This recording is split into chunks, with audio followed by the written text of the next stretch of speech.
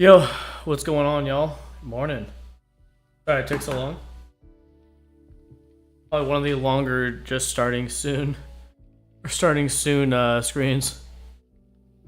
Ahu, hey, making a fresh cup right now. Cheers, mates. Awesome, bro. Got my coffee right here. Got Grogu.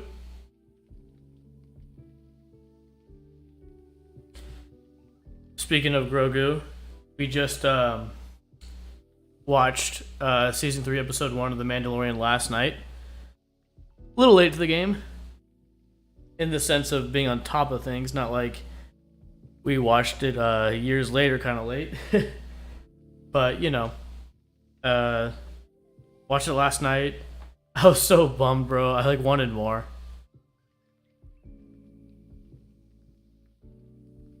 Oh.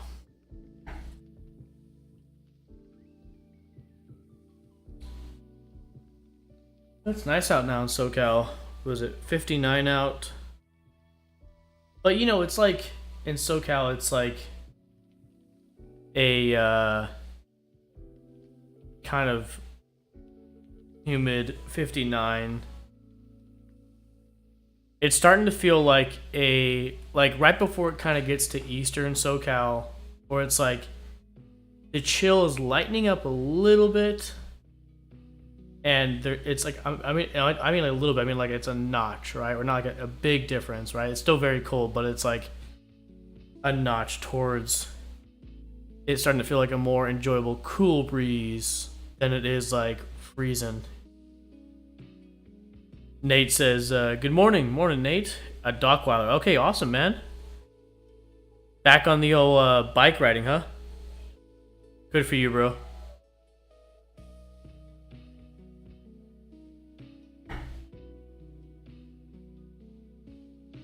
So me and Allie were talking this morning, and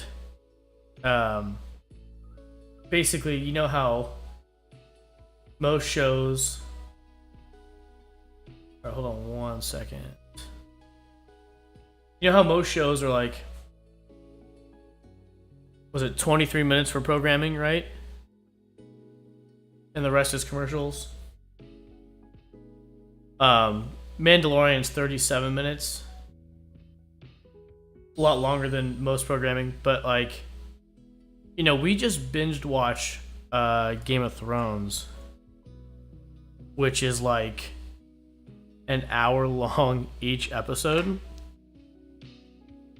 So like when we watched The Mandalorian last night, I'm so like used to watching, and that's like all we've been watching is Game of Thrones, right? So we've been sort of dialed into watching like an hour of a show. So we watched like Mandalorian, and like they got to certain parts and then it's like the credits. I was like, wait, what? I was like, oh my gosh. I'm like, I wanted to see more. There's more that needs to happen. I'm so used to this. Can't leave me here.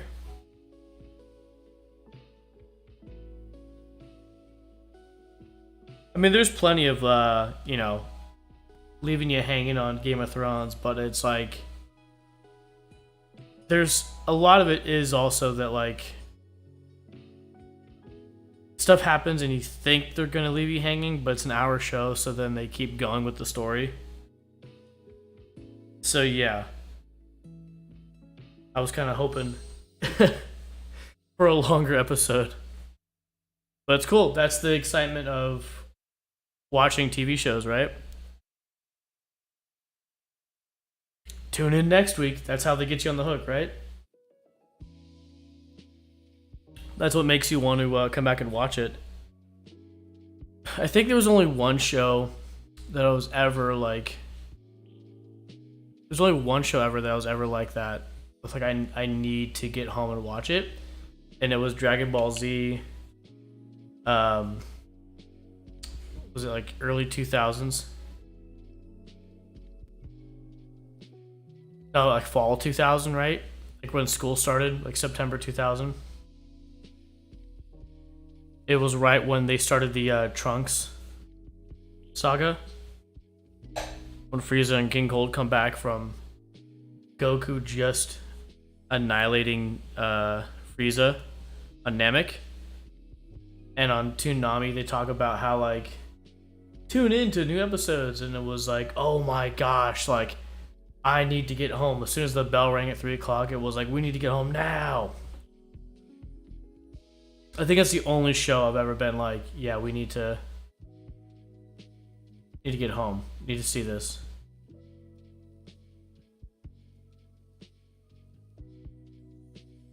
But anyways, how far are you going this morning, Nate? You're at Dockweiler right now. You gonna go further, or are you turning around at Dockweiler?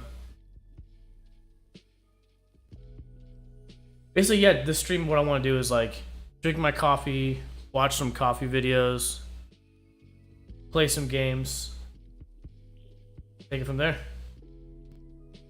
I'm here just in chat listening to music. I got a lot going on at once.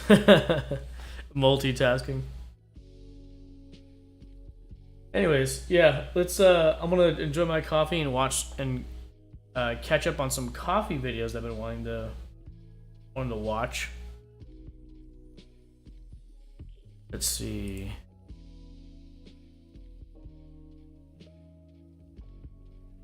You know, I have various YouTube channels, like personal and then like my gaming one.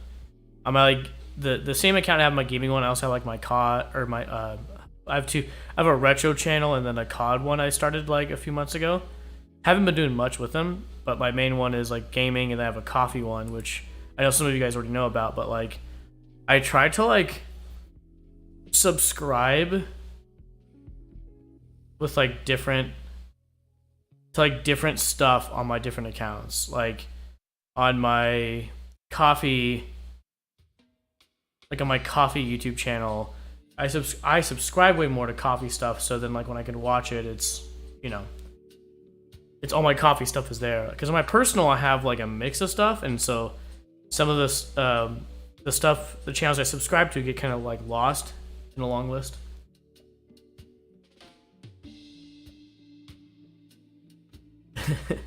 Mason says, if you have not watched DBZ Abridged, what? You need to. The series went for a long time and was hilarious all the way. Wait, hold on. I'm guessing DBZ Abridged is they get rid of like, they cut off the fat, right? Of just all the stuff that kind of like the filler. Is that what they mean by abridged?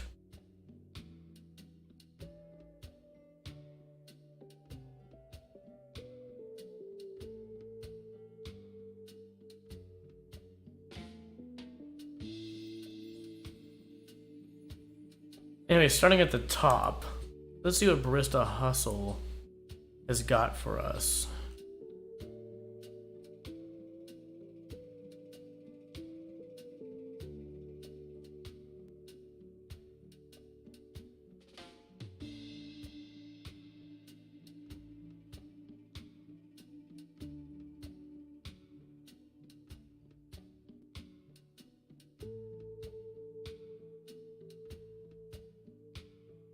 It was a long-running YouTube series. They dub over it all and retell the whole story ridiculously, but still kind of accurately. Okay, then I need to watch that.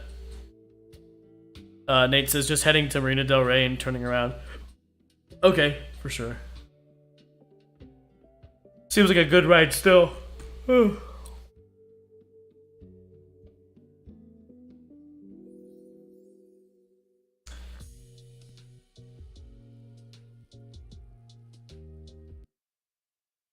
Let's check this out. This one's called Angelo Moriendo. The world's first espresso machine revealed. Building your business online? Go to Wix.com and get your site up and running with a tailored creation experience. Add what you need.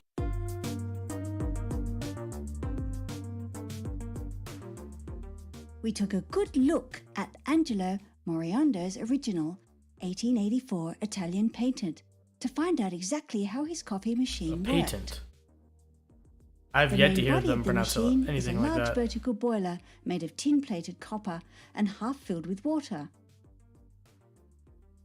Underneath the boiler is a space for a burner and a chimney which goes up through the middle of the boiler.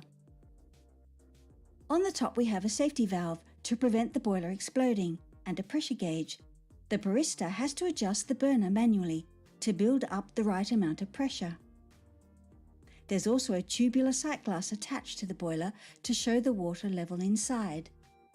At the back of the machine, there's a refill tank designed to let water in without losing steam pressure. Water enters the top of the refill tank from the reserve tank via this two-way fill tap.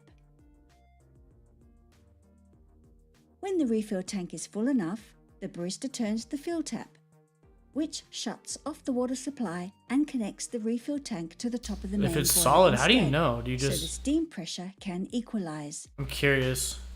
Then the barista can open the tap They're at the changing bottom sound, of the refill they tank just count. to let the water flow into the boiler. Inside the main boiler, there's another tank that contains the brewing water.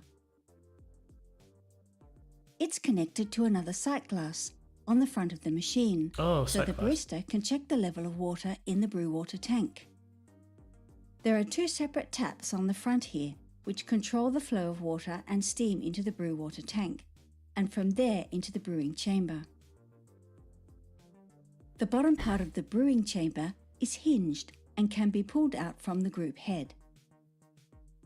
The barista drops a filter basket filled with ground coffee into the brewing chamber. The barista then slots the brewing chamber back into place and clamps it tight with the large handle on the front of the machine. When everything is ready for brewing and the boiler pressure has built up, the barista turns the main control tap.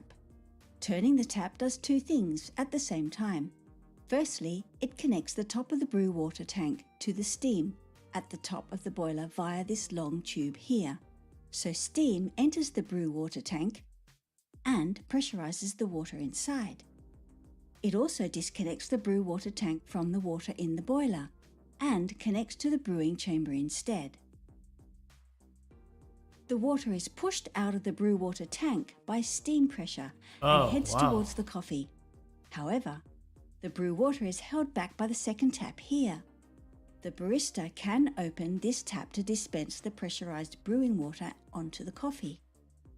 Steam pressure forces the water through the coffee quickly. The barista can control how much water is dispensed by watching how far the water level drops in the sight glass on the front of the machine. Once enough water has passed through the coffee, they close the tap.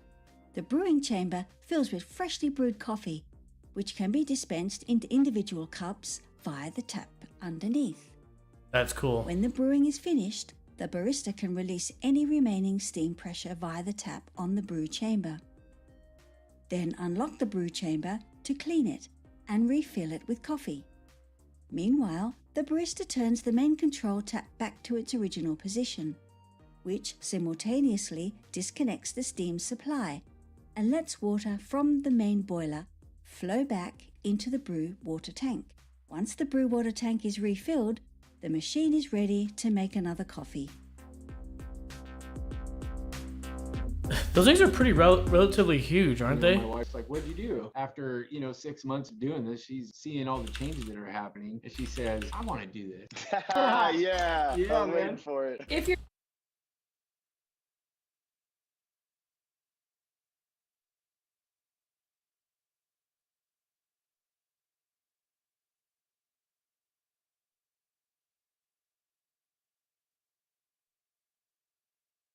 Okay, so we get an idea, right?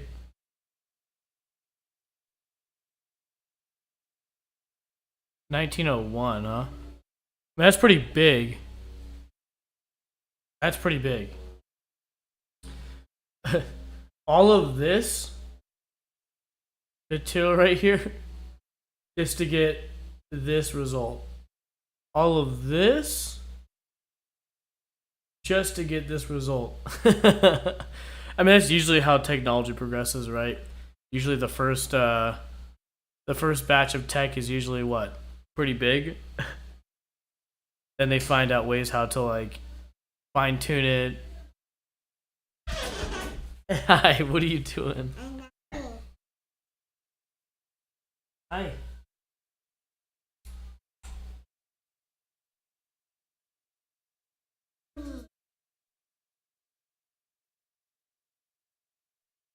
Can you shut the door on the way out?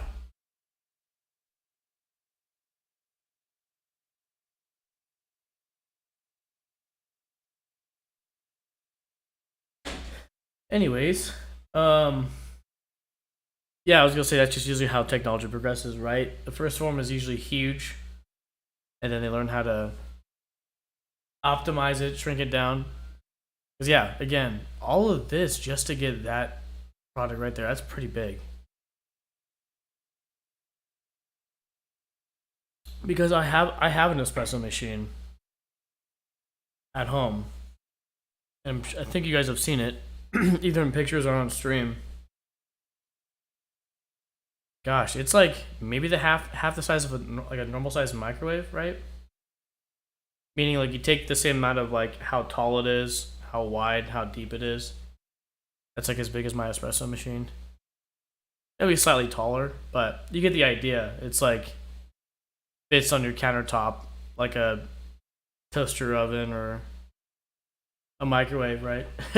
This thing you're not bringing home. If you bring this home, you're gonna get in trouble. Unless you live alone, then no one can tell you what to do. But yeah, that's pretty cool. That's really cool how that works. I mean, gosh,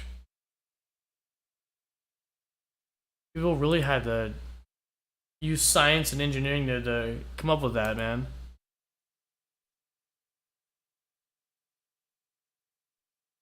Okay, what else do we got? What does Blue Bottle have?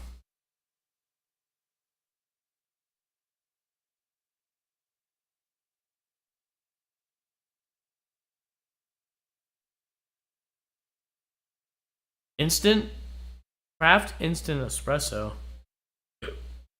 What is this? When you get your next big idea, Grammarly's tone suggestions can help pitch it with confidence. We knew we had something real with the instant craft coffee, a very key tasting that happened between James and I.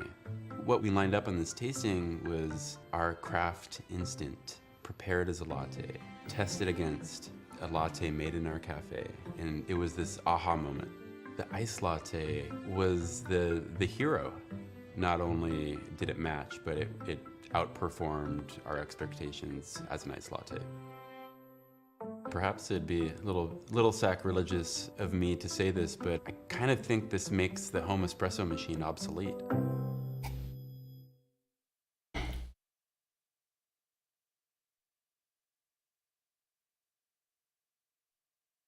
So, I've never seen this video before, but I know all about like specialty instant coffee because I've like used quite a bit of different companies' specialty instant coffee. And just so you guys know, like, I mean, it's kind of funny the trip it's been with the coffee is that you like learn a lot of stuff and you just kind of realize like I don't know, like a lot of the stages coffee have like kind of like come back. Things that like when they jump to the next thing, they kind of swear they never return, but like yet they do. Here's what I mean by that, right? Like instant coffee traditionally up until maybe the past 5 years has always been looked at like the lowest of low, the cheapest of cheap, bottom of the barrel. Like this is like what you take with you like in an emergency, like you're going camping kind of thing, right? And its cost and its taste reflect that.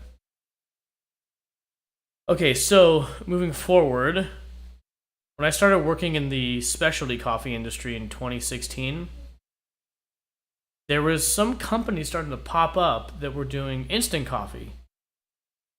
And they were claiming to be like instant coffee, but like using specialty coffee, making their instant coffee. Because, you know, instant coffee, like Nescafe or Folgers, you know, the reason why it tastes really bad, like really strong, in like an unpleasant mouthfeel way, is it they just use like cheap coffee. That's why. But having tried specialty coffee, I realized that instant coffee. Sorry, having tried specialty instant coffee, I've realized that instant coffee can taste phenomenal, and I firsthand experienced that working in specialty coffee. The first kind of coffee company to kind of pioneer it was a company called Sudden Coffee, right? So check this out. This is like 2016, right?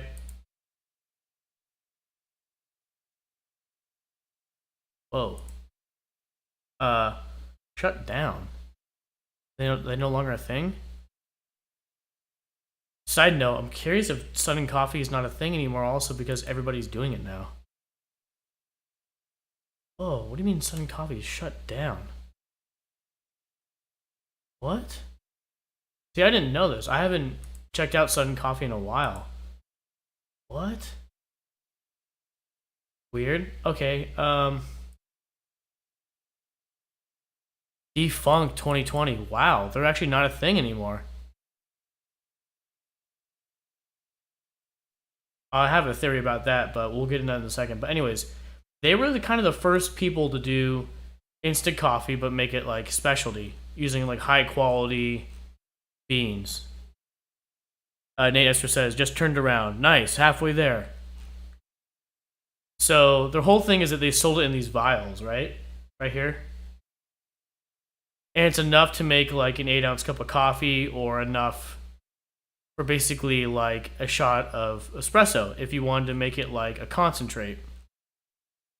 Right? See these vials? So when I worked in this coffee shop, right, we started testing out Sudden Coffee like to replace like espresso, just like that Blue Bottle video talked about, okay?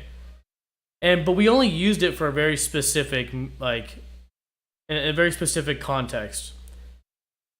So we tried it as like brewed coffee, and then we tried it like prepared as like, you know, as you would an espresso shot. So if it's the same amount of coffee, how do you prepare two different styles of coffee, right?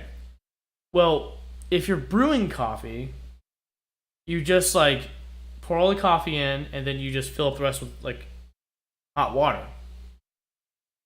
If you're going to do like a espresso and milk type of drink, you don't use water. You mix it in with the milk. Does that make sense? So if you were to make a cappuccino, flat white, or latte, all you need is just the steamed milk and the coffee. You don't do water and steamed milk, because then now you're just kind of making a cafe au lait. But basically, you would pour in all that coffee that you would use to make the cup of coffee, but remember, there's no water. So you pour that in, and then you pour your steamed milk right in, and then you pour a little bit in, mix it, then you pour the rest in, finish it off, and depending on what size cup and how much milk you use, that's what you get. Now, we as like people who work in the bar and we're constantly tasting the espresso all day, every day, tasting our coffee, whether it be filter brewed coffee or cold brew, we could tell the difference, right? We could tell the difference between like if we did blindfolded, we could most likely tell the difference. And that's just because what I mean is this, like, I'm not saying we could tell the difference. So hear me out. I'm not saying we can tell the difference because we're like coffee people. I'm saying we can only tell the difference because like if you immediately go from having the ability to like sip your like espresso shot and then take like a sip of like, you know, the Sudden Coffee, we could tell the difference. But someone who's doesn't have the ability to try your coffee side by side, if people came in and we're shutting down the espresso machine, we would like make them a drink but using the Sudden Coffee, and nobody could tell the difference. Because what happens is, like, when you start shutting down an espresso machine, you hit a point of no return. Like, you can't just like pull somebody a shot, make them a drink, and go back to it. It's like once you start cleaning, like, you hit a point of no return. Daddy Stream? Yo, what's going on, Zach? Hey, yo, Daddy Stream, mommy makeout day? Oh, those are the OG videos, bro. How you guys doing, man? Welcome in. We're just talking about coffee. You just came in time for my coffee TED Talk. We're talking about specialty instant coffee, right? And without rewinding too much, basically, like, you know, instant coffee is looked at like the cheapest of the cheap.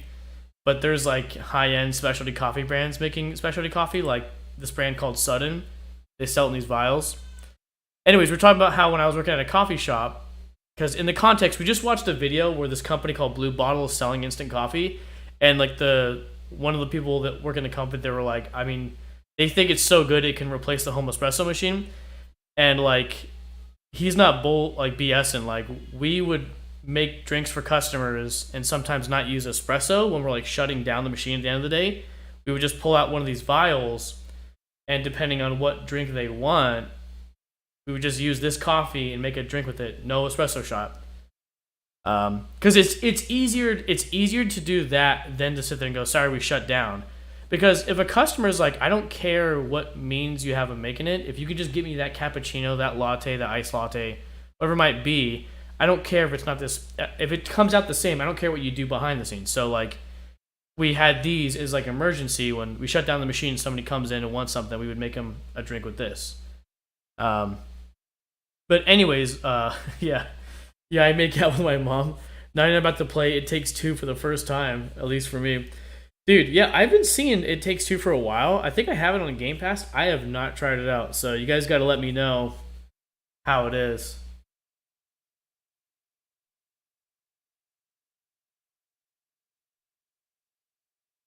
You should have your mom play It Takes Two with you. Make a video. All right, guys. So today we're playing It Takes Two, but we're playing with my mom.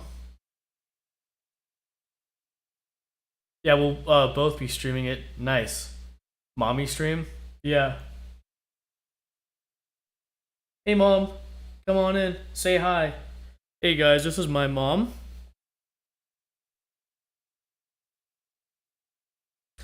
But, yeah, especially instant coffee has come a long way. Come a very long way. But back to what I was saying as well, I think how these guys went out of business, because that's what it's saying, is that I think what happened is that, like, you see how it says Ritual here? That's another roaster right here. And if I remember, and that's Stumptown. Drip kit. So I think what happened is a couple of things. Other companies started to realize that they could do what Sudden's doing. And I think some of the companies that they partnered with, like Ritual, which is like an actual roaster like Intelligentsia or anybody else, I honestly think, oh shoot. I pull up. I pull up. The big cheese coming with the sub prime. Yo, thank you, man. Appreciate it. Oh, look at you with your little N64 controller. 3-month badge. Nice. You should play it we should. Honestly, that make a fun stream. A bunch of co-op games. We totally could. Anyways, I think what happened is that as Sudden started partnering with all these companies, because I remember seeing this on Instagram. I honestly think that some of these companies they partnered with kind of did some reverse engineering and probably started doing their own. And I think that's why, like, they probably went out of business.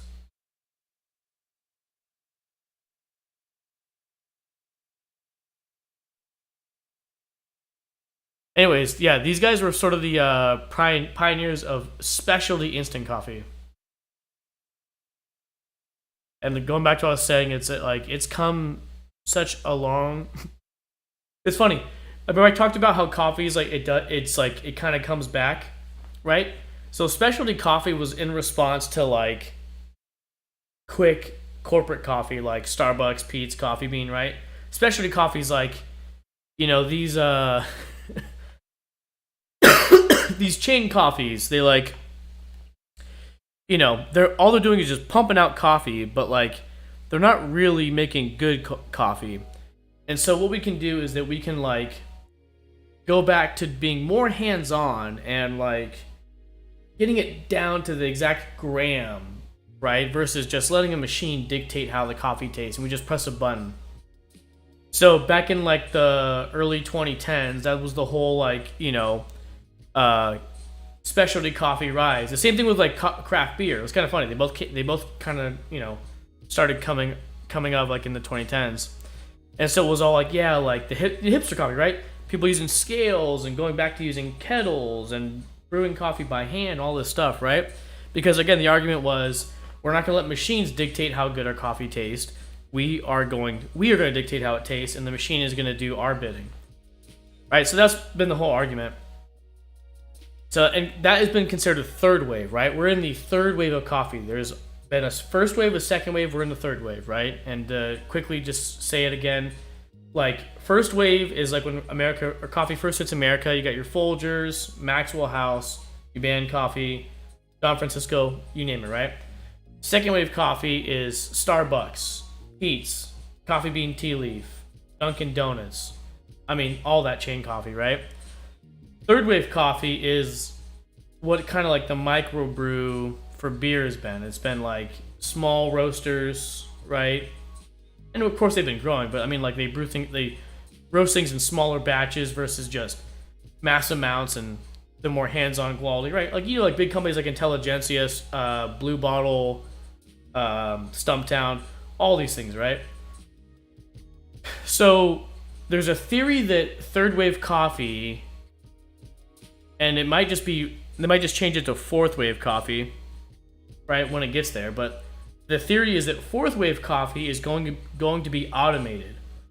But this time, the automation is going to be like as good or better than a human can be. Because we let automation rule in the second wave, but it was turning out like just kind of par coffee.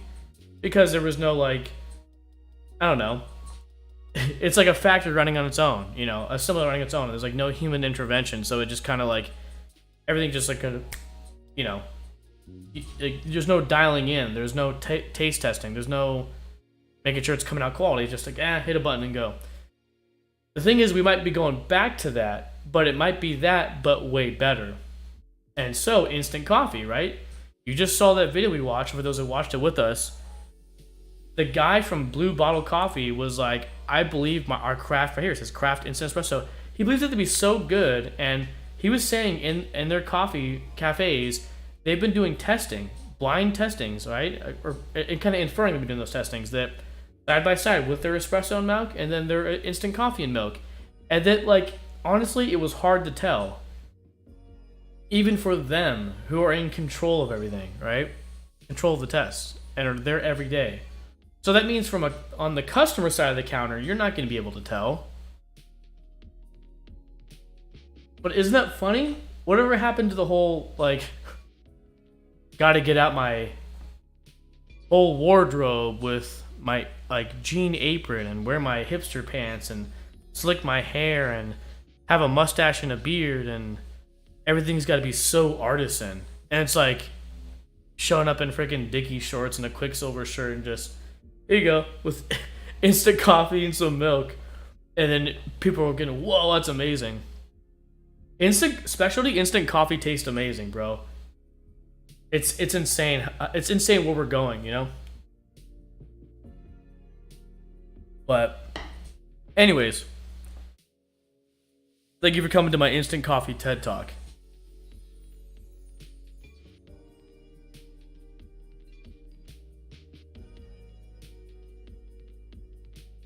And before we hop into doing some gaming, I wanted to watch maybe another short coffee video or two.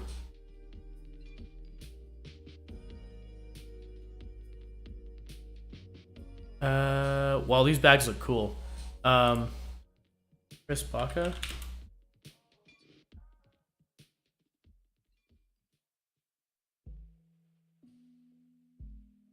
Real Chris Baca.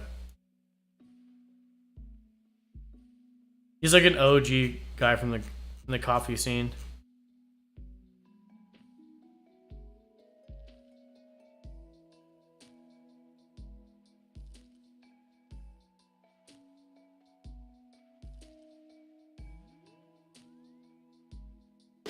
I was born here, I'm from here, and I'm never leaving here. I'm a New York hotel. Yeah, I'm tall. What's cracking, everybody? Since I did that review of the Porlex hand crank grinder that I'm giving away to a friend of mine, figured I'd go ahead and do a review of my everyday grinder, my Baratza Encore. Baratza is the undisputed champion. This is I have the same exact grinder. I've had this since like 2015. Nerd and you want something electric that you can plug in, you got to go check out Baratza. They got something for you. And my favorite is their entry-level grinder. It's the one that I have. It's called the Encore. Now this grinder will run you about $129 on Amazon, probably around $100. I just used it to make this cup of coffee. Coffee retailer. Baratza also has a Matthew, have you seen? Sometimes if they're did you watch the new episode of Mandalorian? Speaking of Grogu, for $89, which is a killer deal. And yeah, even for their base model, it's not a super cheap grinder, but you get a proper grinder. It's way more convenient than that little whirly blade grinder you've been using. It's got a proper hopper. You can either keep beans in there or load them in as you use them. I usually load them in as I use them. It's got a little grounds bin to store the grounds, so you don't have to like pull the lid off and dump them back out or anything like that. It's got a pretty rad little conical burr set in there. You get 40 stops of adjustment. To adjust it, you just click the hopper. And with those 40 stops of adjustment, you're getting a pretty huge range in particle sizes. You could do anything from a 24-hour cold brew on a really coarse grind, French press, drip, and you can kind of even fake espresso, which I do sometimes with my MyPressy at home. Although if you're really thinking about diving into the world of home espresso, you might want to pay up a little bit more and get something that's just got quite a bit more adjustment to it. It's got an on-off switch on the side, or it's got a little pulse switch on the front. So if you hold down that button, it'll give you coffee whenever your finger's on the button. I just use the on-off switch because it seems way more convenient and quite a bit easier. The reason that this grinder is my favorite grinder in their lineup, and I like it more than some of the more expensive ones, isn't because the expensive ones aren't good. It's that this one is just so good at such a great price point. It does everything that I want it to do for a home grinder. If you're gonna be making pour overs, French press, basically any kind of coffee by the cup, and you don't need something that's got that hyper adjustability for espresso, this is going to handle all your needs. You don't need anything else. When you do step up into their higher range of grinders, you get a little bit better build quality, a little more metal. This thing is all plastic, but I've had mine forever, for years and years and years and years. This is actually the second one I've had, and I got rid of the first one, not because it broke, but because I just gave it to my mom because she needed a grinder, and that thing is just... Yeah, can't even remember. I've had mine since like fall 2015. Probably I bought it when I was at Pete's Coffee. The only thing I don't like about it, which is so minor, is that when you pull the grounds bin out, you get these little tiny dustings of coffee grounds on your counter, and you just gotta kind of brush them off. But really, it's no big deal. It's actually hilarious. Consistency is just fantastic. That's literally what happens every single time. Quality for $129, it's just not gonna happen. Coffee all over the counter. If you're thinking about making the plunge to a proper, real electric grinder, you don't want a hand crank. You don't mind spending a little bit of money, this is your jam. You could probably find a burr grinder for a little bit less money. You might be able to find something in the $50 to $75 range, but the quality on this is so good that I can just say, save up a little extra cash, wait another month or something, and then pull the trigger. You will probably have this thing for the rest of your life, and the only reason to really upgrade is because you want to, not because you need to. Baratza Encore, man, $129. Go get it. They did not pay me to say he said, I just love it that much. He said everything exactly right about that. Building your online business? Like, seriously. So, like, that grinder he's talking about, how he said he's had it forever, I'll say it again. I've also had it for what it seems like forever. I got it. You know what's funny? I remember when I bought the night I bought it. I bought it at my friend's the night of my friend's birthday party in September 2015. It was like I bought it at work, brought it with me to Lucille's. My friend Chris, Rama Grizzly, he's not here. He's busy having a baby, but it was his birthday party. I remember that night I got off shift, and as I'm like, before I leave, you know, with my Pete's discount, I buy, because you get discount on hardware or gear too, coffee gear that you buy there, coffee supplies, whatever it might be. I remember buying it, going to his birthday party. It was September 2015. I've had that grinder. I've been using it as my daily grinder for everything but espresso. And I have another grinder dedicated for espresso, but like I probably do a 90-10 espresso to filter coffee. Meaning like 90% of the time I'm brewing pour overs, you know, immersion stuff like French press, AeroPress, cold brew, whatever it is, like anything that's not an espresso shot. How about that? A better way to phrase it. Anything that's not an espresso shot, that's what I use the burr grinder for. And I'm doing that 90% of the time.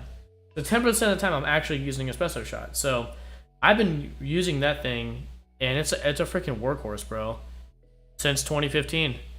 And like he said, it's like you won't need to upgrade unless you really need to. It's like I said, you can buy cheaper burr grinders that, I'll say this, a cheap burr grinder, even if it is like really cheap quality and like not that good, is still gonna produce better results than a blade grinder, right? The blade grinder we all probably have, some of you still use. I still have it just in case when I take it, like if I want a quick grind, if I take it somewhere making coffee. You know, it's like the blade, right? Zzz, and it spins around, right? Like a cheap burr grinder, I mean cheap is like what he talked about, under 175. You know, I think it's like Cuisinart and like Hamilton, like some of these other companies like started making Mr. Coffee. Like who else? Some of these like coffees been making like really cheap version of like burr grinders. Even those are better than a blade grinder, right? But the quality you get with an Encore grinder is like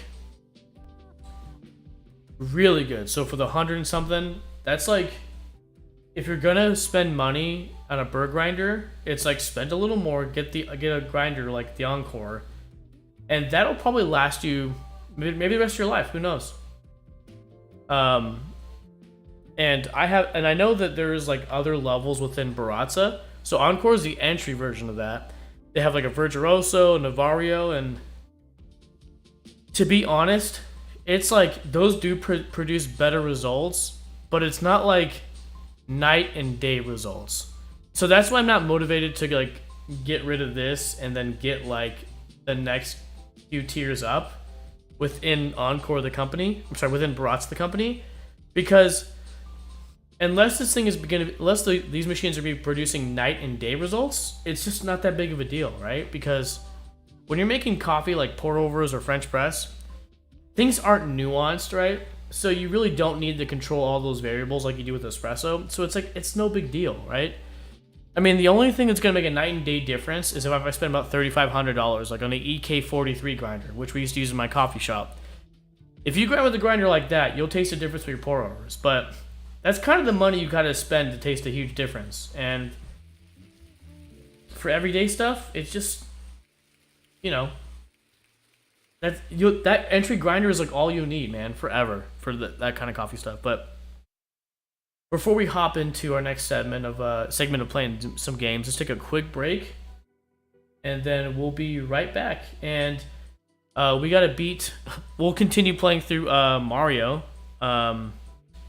versus Super Mario Bros. We had to stop last night because I don't know if you guys remember, it was just getting way too much. But anyways, let's take a quick little break, and then we'll be back to play some more.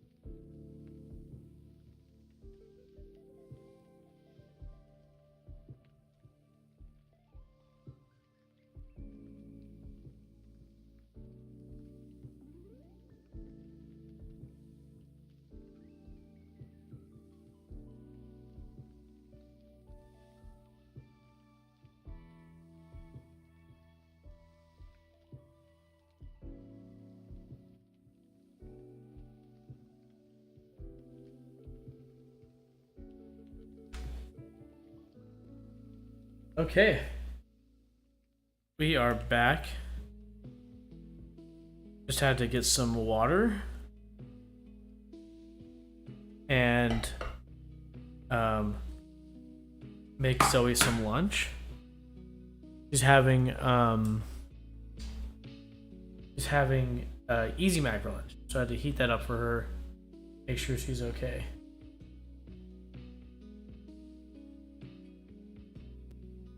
Camera look okay?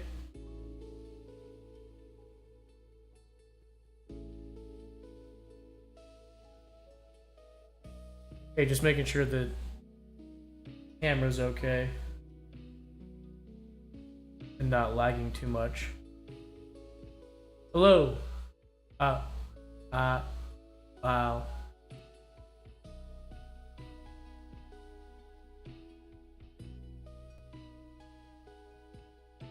Okay, sorry. Just wanted to make sure.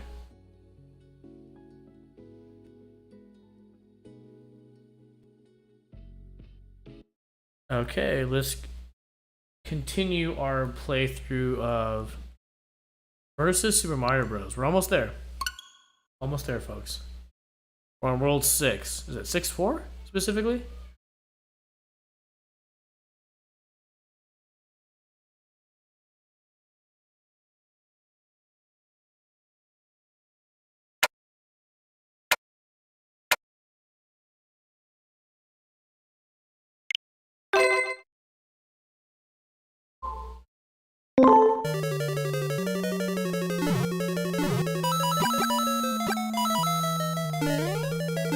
Okay, so you can't jump over that.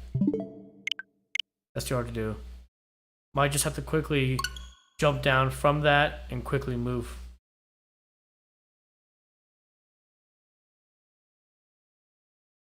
Yeesh.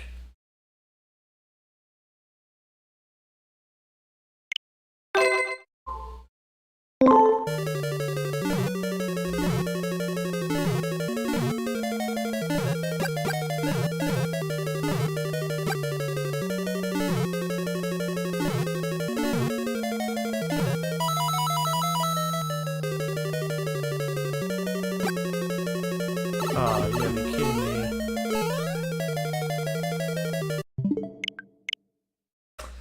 Yep, now I know why I wanted to stop playing last night.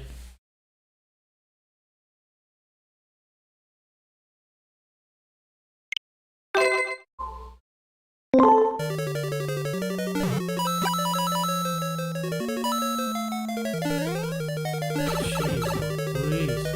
Ugh.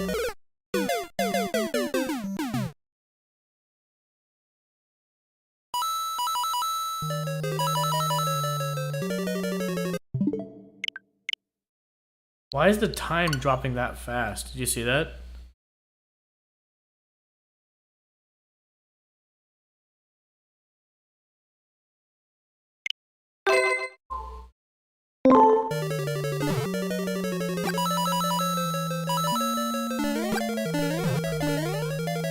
Alright, save here.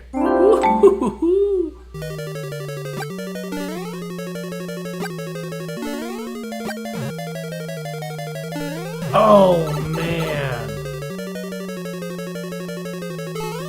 I'm just curious, we take the top route?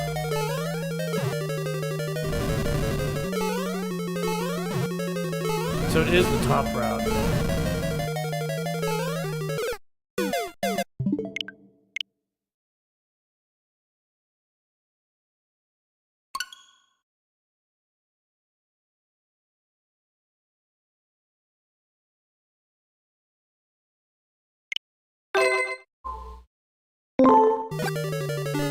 Oh my gosh.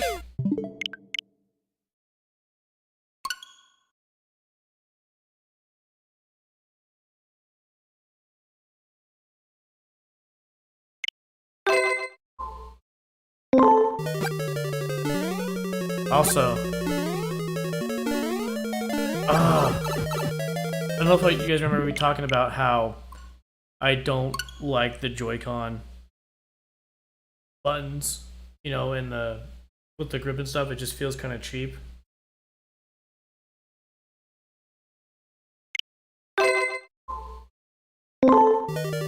it just doesn't feel good, like, with, you know, let's save right here.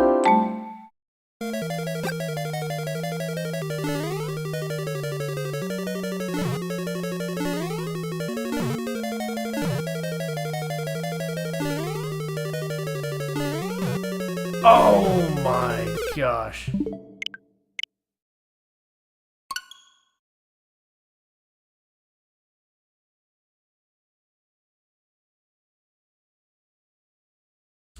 You know, the reason why I'm trying to keep the fireball form is that I want to be able to get to the last world just fine. Because it also gives me a chance, just in case. Like, let's say we fight Bowser on World 8. Like, if I get hit, then I have another chance of, like... Oh my gosh. That's annoying. I have another chance of, like... Just, like, let's say, like, I try to, like, kill Bowser with a fireball, World 8-4, and he hits me. Like, in that moment of, like, me flashing, I could just sprint and just end it right there.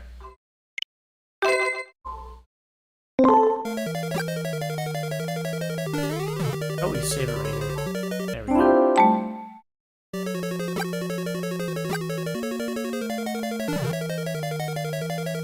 We're gonna be quick saving this. Dude, it's honestly, it's like just this level. I'm sure when we get to 7-1, like, we're gonna be fine all the way until the castle again. It's these castle levels that, in my opinion, are like the harder ones.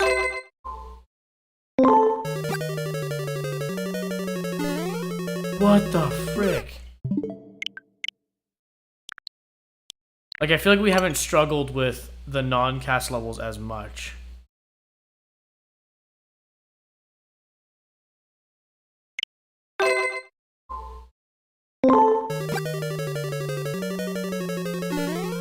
Dude.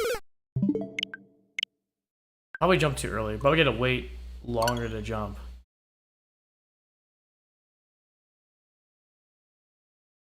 How's it coming along, Nate? Where you at now on your bike ride?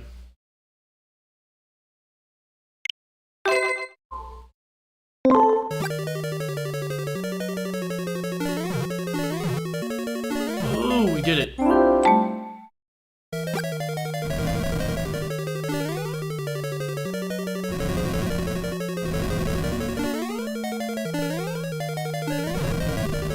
Ah.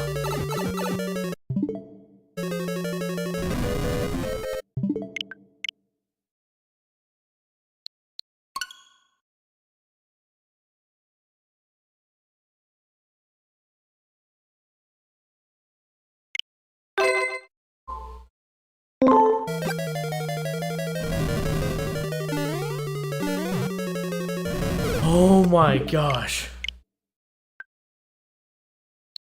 See, the problem is that, like, by default, I usually like the holding down B for, like, the sprint option, because I feel like you can jump farther and run faster in the moment.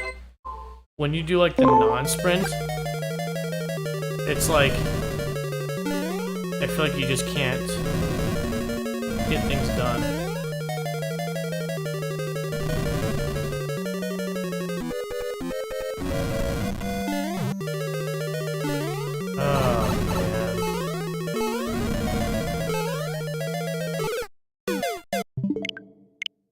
But the problem is when you hold on sprint and you stop, let go from, like, walking, Mario keeps walking. That's why I keep walking off the edges randomly. If you're like, dude, why do you keep just walking off?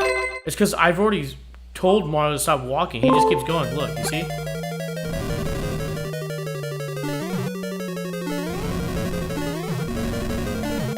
We're saving here, boy.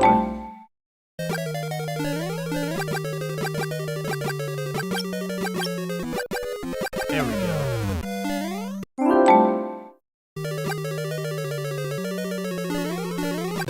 There we go! Finally, dude! What did we do? Spend about an hour on this level? Jeez.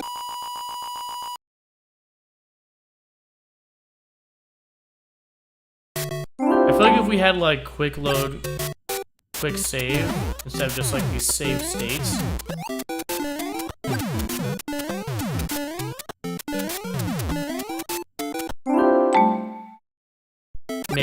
should cut like the time down by like allowing us to quickly like load.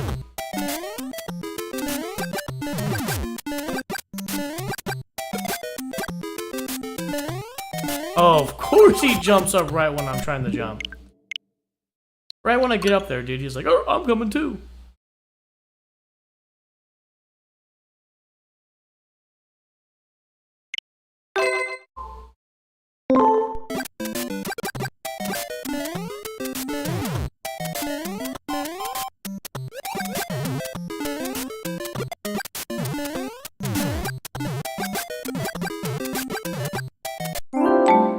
Run for it. Woo!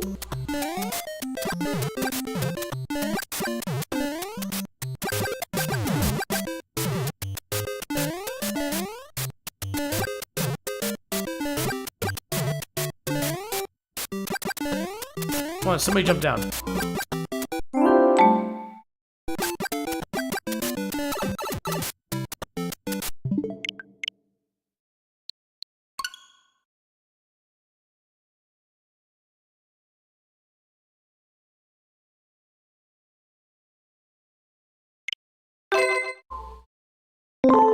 Oh, dang it.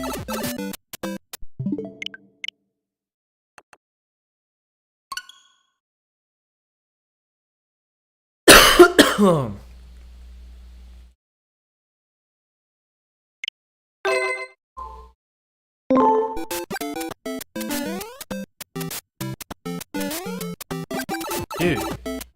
Holy moly. This is an annoying spot we're in. I might have to like fight these guys. To get them like off of me, man.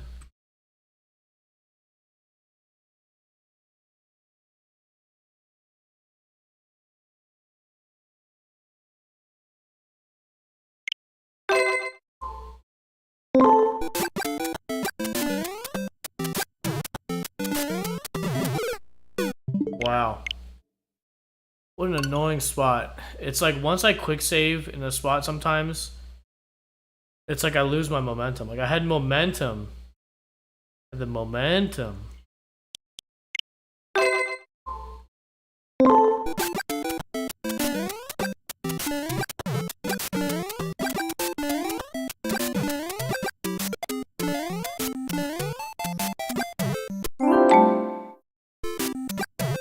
Ugh.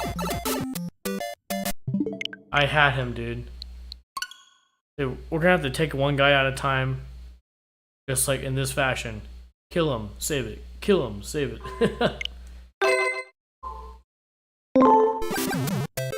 Oh, got him. Just like I said, kill him, save it, kill him, save it.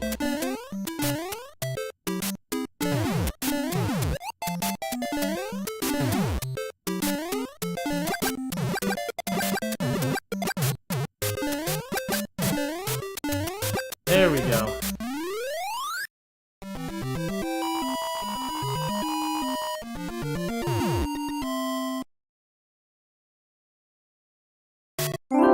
We're almost there. Oh, please. Let this be underground, not the water. Freaking warp pipe. Oh, nope. Alright. Nope.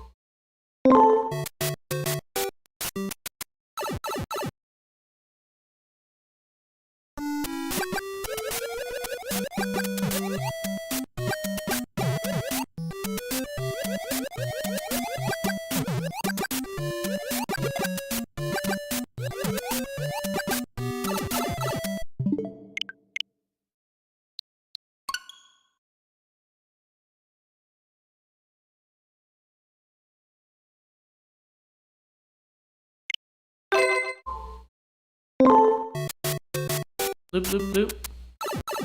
Come on, we can do this. We're so close, dude. You know what? We might have to take... the slower route and just like shoot everybody as they come, because we're gonna have to clear room by room, clear our sectors. This is a more tedious task, but it's a surefire task of just like clearing the room and then proceeding. I'm not like a speedrunner where I know like every square inch of where like an enemy is gonna be. So like, kind of hard for me.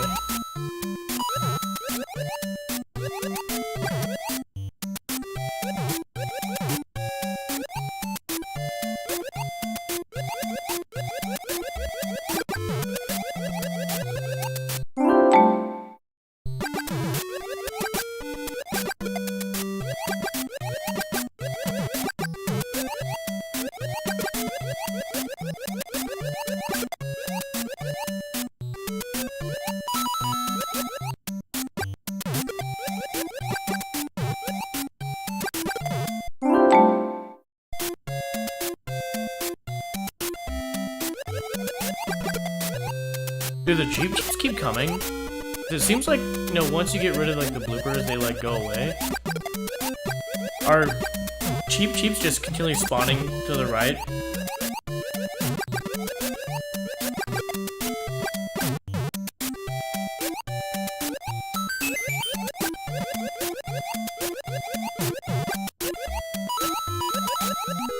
Whoa, okay, that's what I don't like. Towards the bottom, you know, because like when you're swimming, it's like you tap, you rise, and you fall down. You tap, rise, slow down. So there's like, you can kind of like time and navigate by like giving yourself some time to press A again before you swim up. But it's like as soon as you get too far to the bottom, it's like, well, something that should allow you to keep like the swim up again and recover, it just like sucks you in, dude, like a black hole.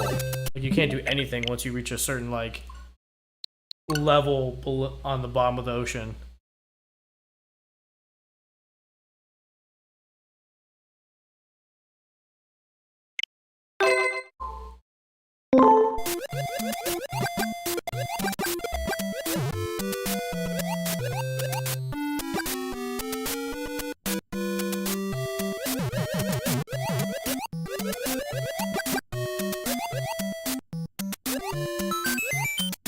That's what I'm talking about, dude.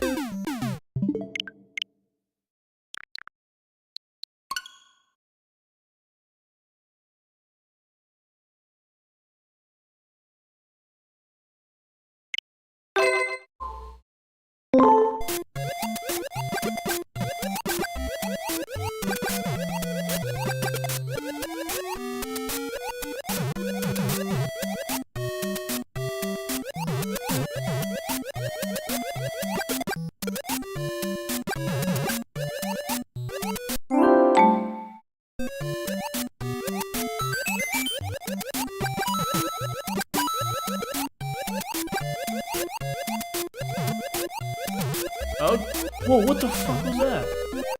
Wait, what the hell is going on? Dude, anybody just see that? What was that? I just got pushed, like, through the pink coral. What the frick was that? Look, you can't go through the coral, bro. It's, like, solid. What? It's like, dude, what the frick? It's like if you get too close, it just sucks you in. Oh, wow, that's a weird mechanics. That's annoying.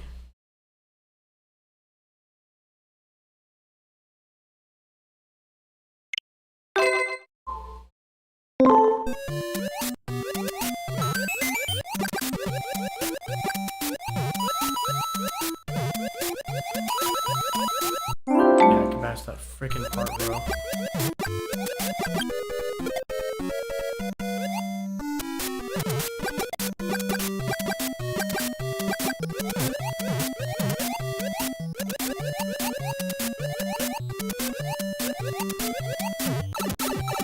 Hurry up, bro. Jeez.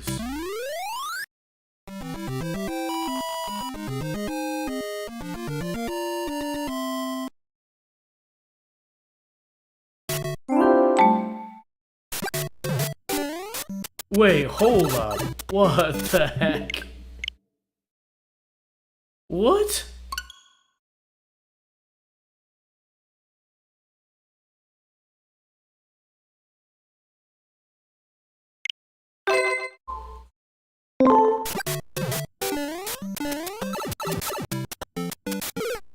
Yo, what? That is annoying.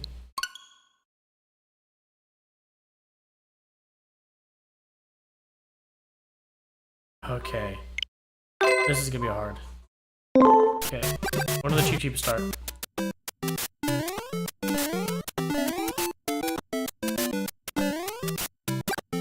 Save it here. There we go. Oh my gosh. Dude, you know, it's like they strategically put flying Koopas, or Koopa Troopas in specific spots where they know like the user is most likely to try to jump right there. Like there.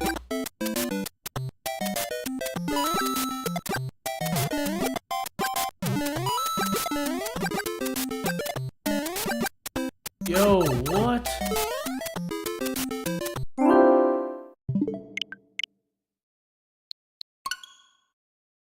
Gosh, this is a painstakingly slow playthrough, isn't it?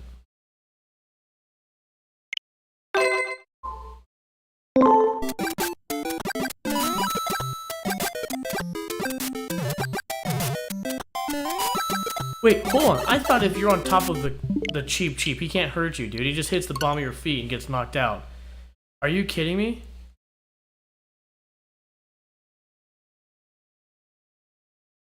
Dude. Yeah, this is not easy anymore. This is like getting like actually hard. Ugh.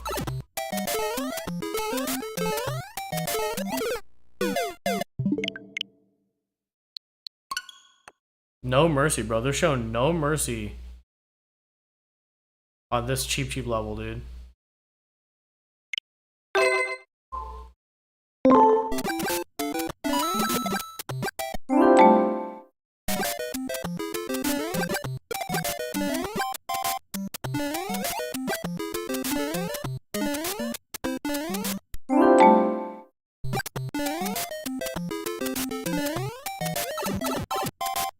That is an annoying obstacle.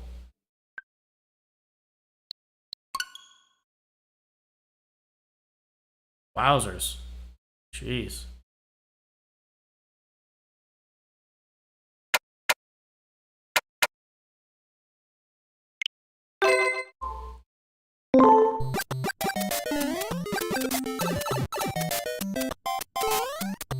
Holy moly. Wait, can you jump higher with small Mario? I would guess normal size Mario? I guess I always thought as a kid that your normal size is when you're the mushroom size.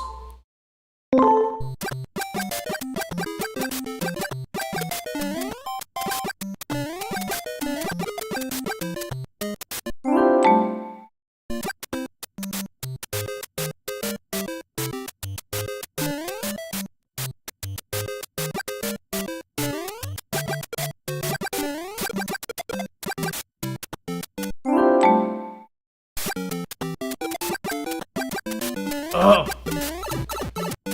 Oh, we got some momentum there. We got some momentum, folks.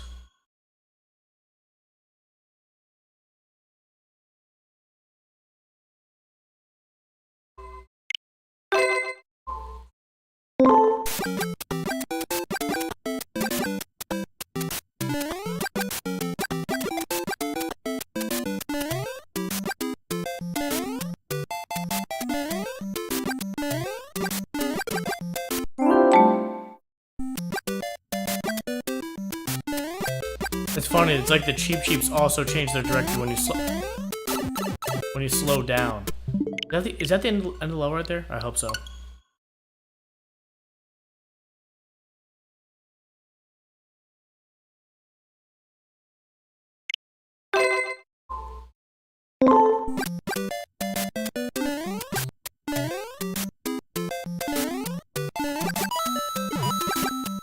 Oh my gosh. How far are we?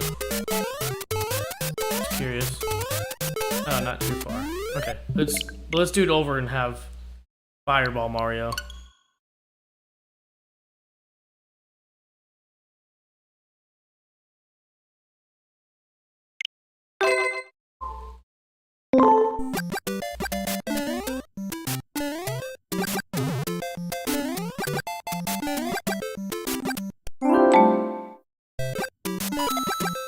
Oh, gosh.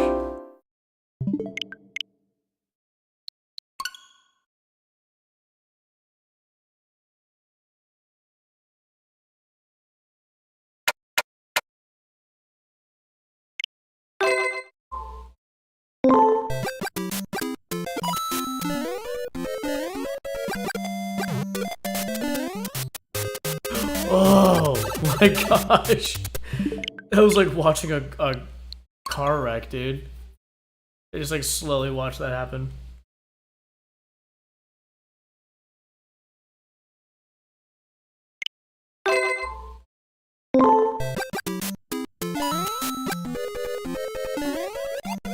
You gotta be kidding me, dude.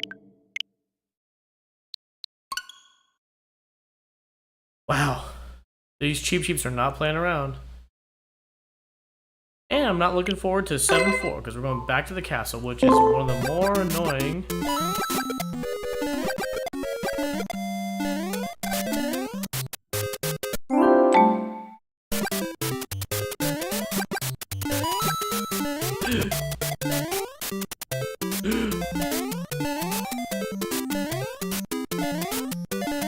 Yes! Just gasping. Just gasping every 2 seconds. Oh no. Okay, let's see. Okay, top route.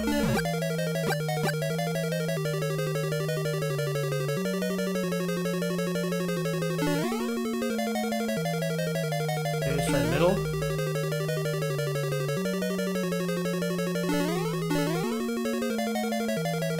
Maybe it's top.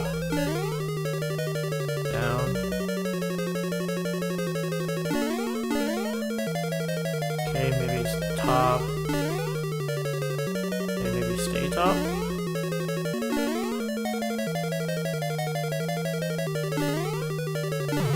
Maybe it's middle. Then top. And then below.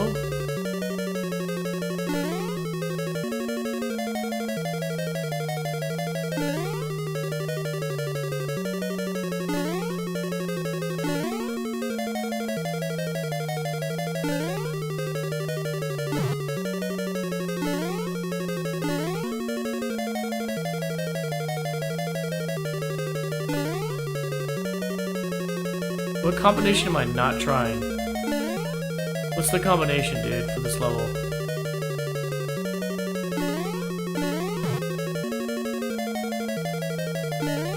Let's just try all top. Okay. Okay, let's try middle top. Whoops.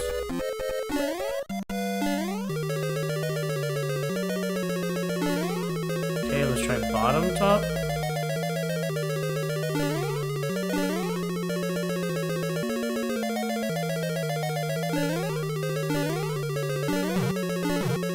And let's try bottom top.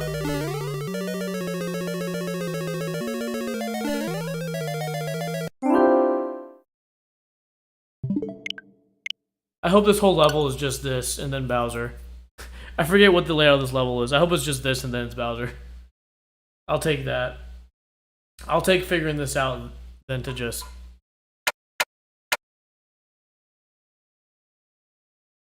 be trying to dodge fire and stuff. Okay. It's right here.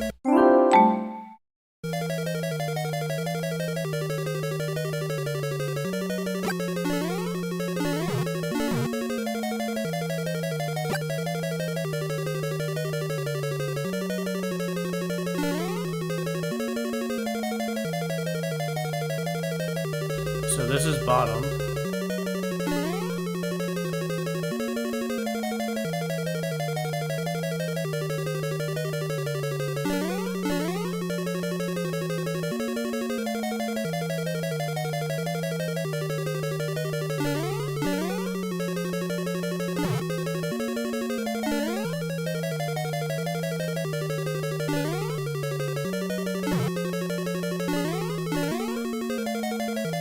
Top, bottom, top.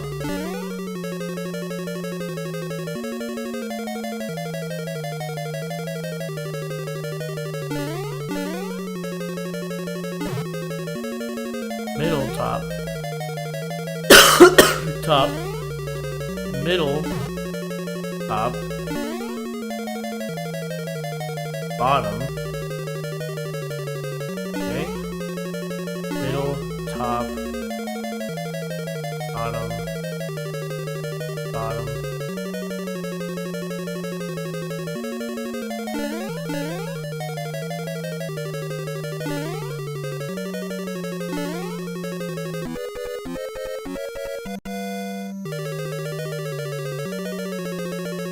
Dude, does hey Nate, what's the route you gotta take for this?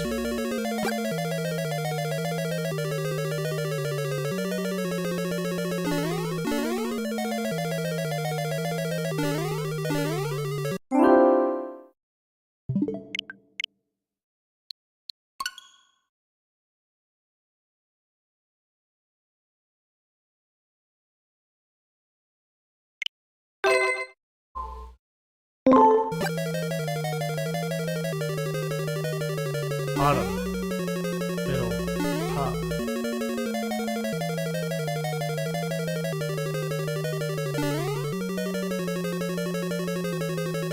Bottom.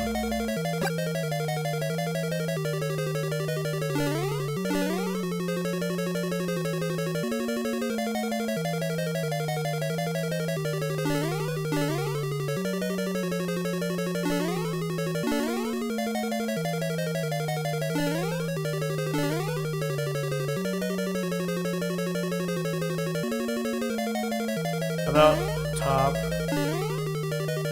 bottom.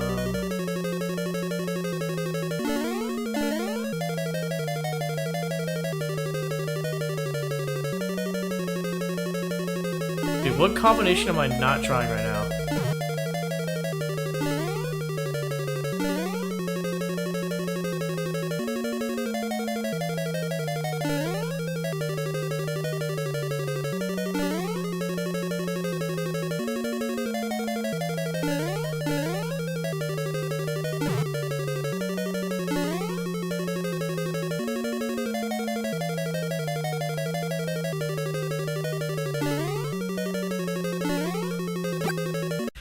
Okay, let's look this up, shall we?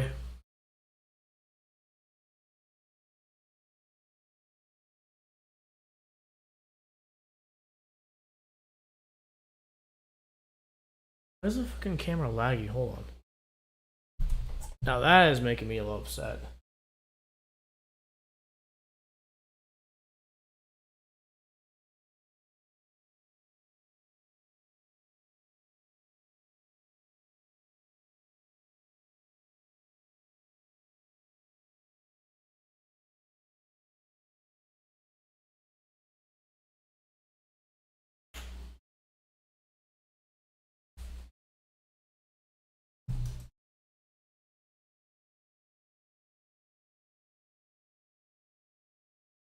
Okay.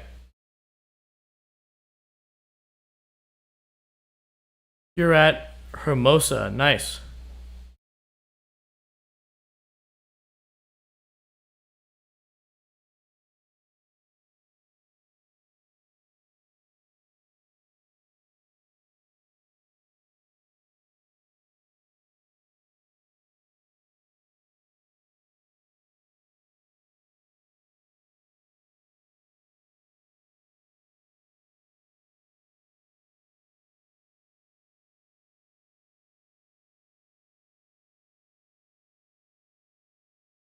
BS. Super. Mario Bros.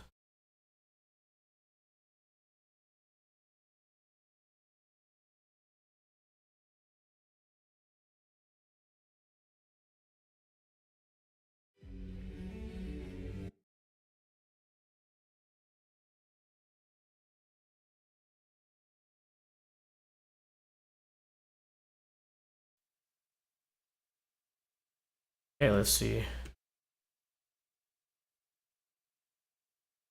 Versus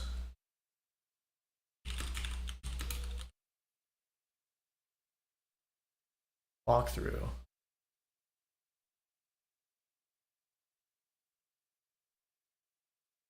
Wait.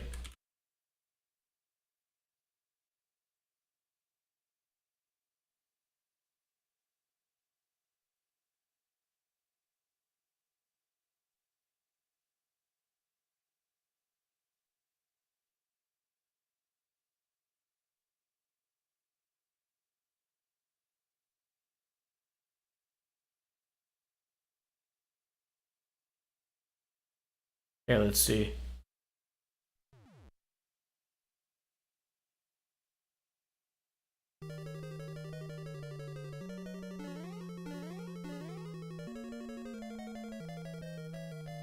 Goes bottom, middle. Sorry, goes bottom, top,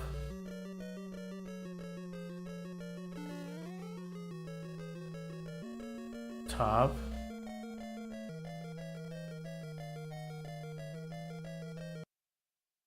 bottom, top, top. That's it.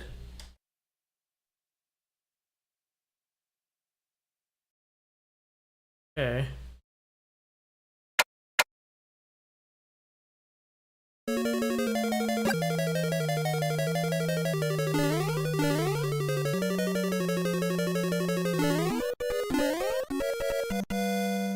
Let's just start over. I mean, not the whole game, obviously. Let's start from our last save. Jeez. You're almost there, Nate. Hermosa, then Redondo, then home free. Nate, are you gonna go all the way to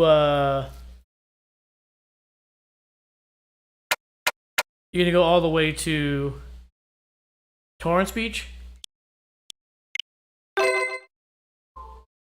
Okay, so he did bottom, top, top. Oh, jeez Louise, okay.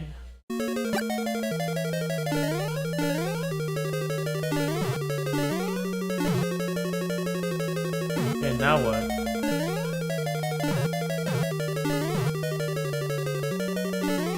Top. Top, bottom.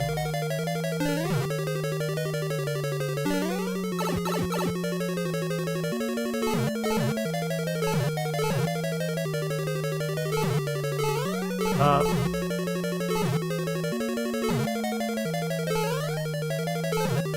Middle. Drop down, go bottom.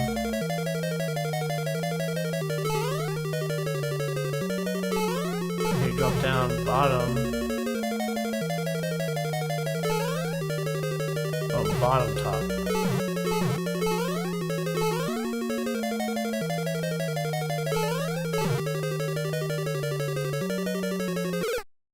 Maybe it's bottom. Frick it, let's just see the walkthrough, dude. We're gonna be here all day. Oh, it doesn't count because you didn't figure it out. So he's bottom. Middle. No, I'm sorry. Oh, okay.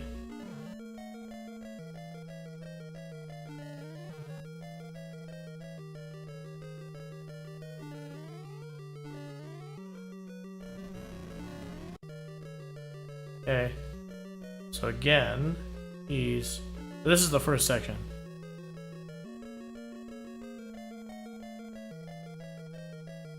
So he stays bottom here. Okay. When he gets here, he goes middle to the top.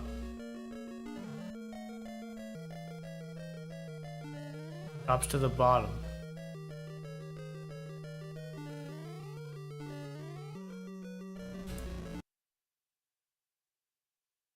Alright, now let's try that ourselves, I guess.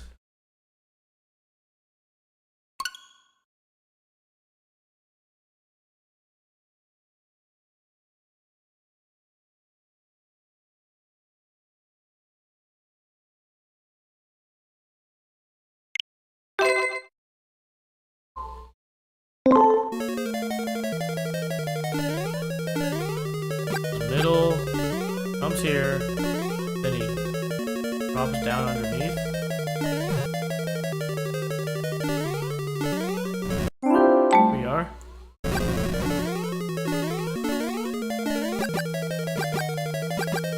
There we go.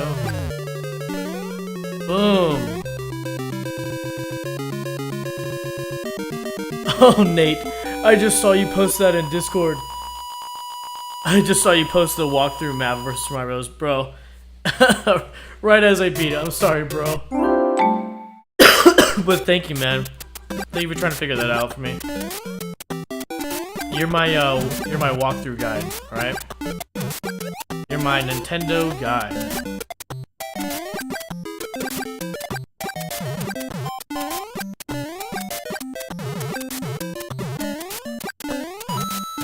Sorry, bro. Did you have to stop? Did you have to stop your bike to figure that out? I'm sorry, man. But I appreciate the help, really do. But that's like that map you posted. That's actually a better walkthrough than most.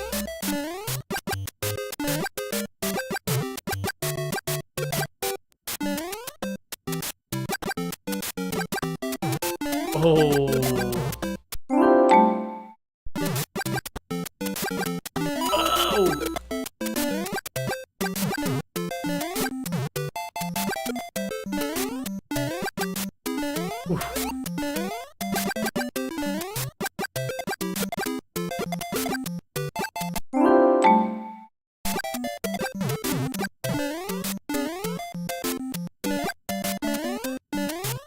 Oh, what a dingus.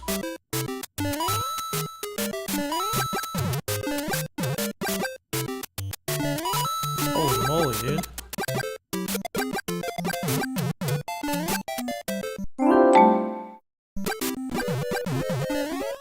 Oh my gosh. This better be the steps right before the flag. Dude, this is getting harder. Wait, hold up. I knew something was off. I know I'm spending my time on levels, but something seems off. I think the countdown... Oh yeah, look at dude, those aren't real seconds. My gosh.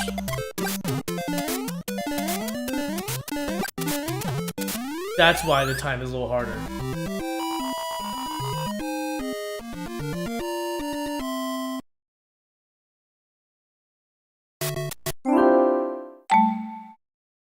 Okay, we're almost there, guys.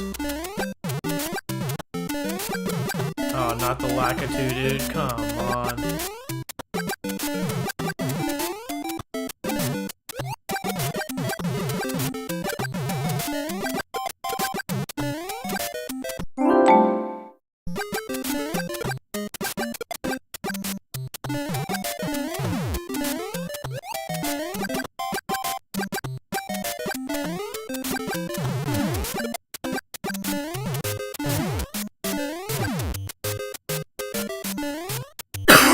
Oh, excuse me.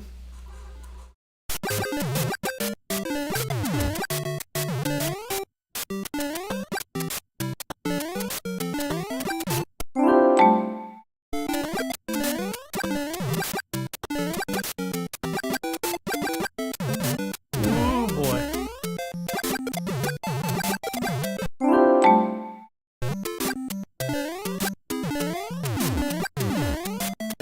Whoa. Flag, yes! Ooh, we're almost there. Almost to the end of the game, guys.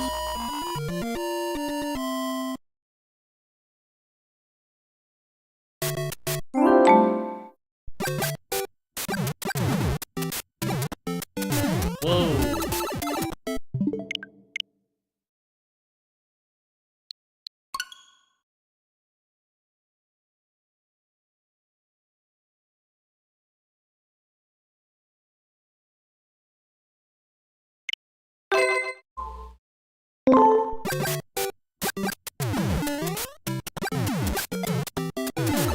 Oh my gosh.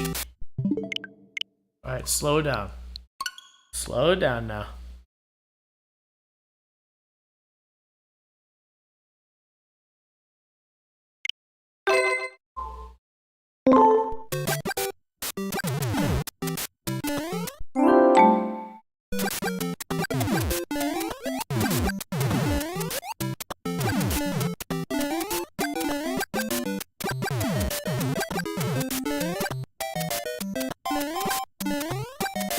Oh, got him.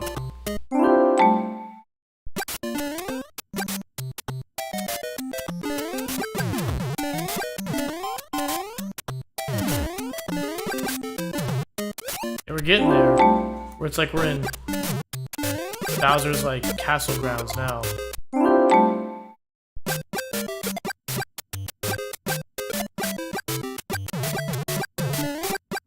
See, this is why I wanted the fireballs up until here, because I feel like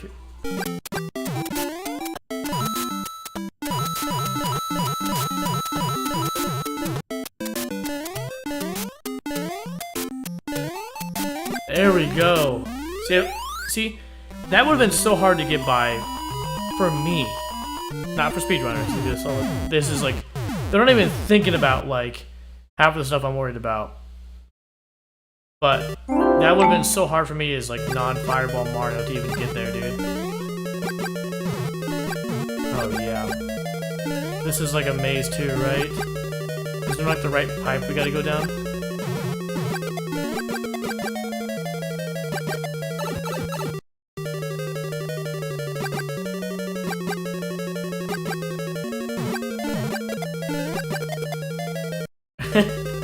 Oh, okay, maybe that's not the way we take.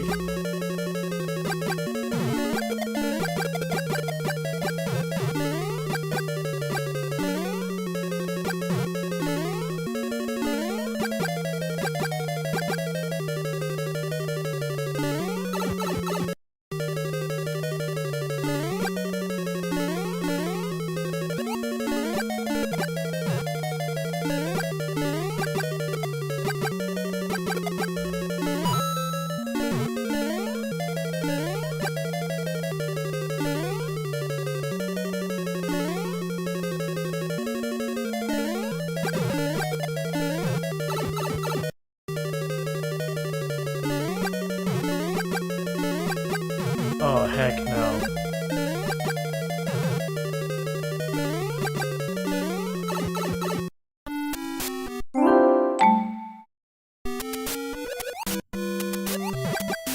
Okay, I feel like we're in the right place. Because immediately after this is like where you can see Bowser. Or not, like pretty much immediately.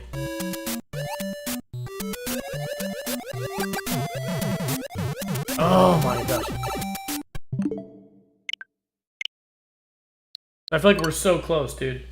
We were like so close.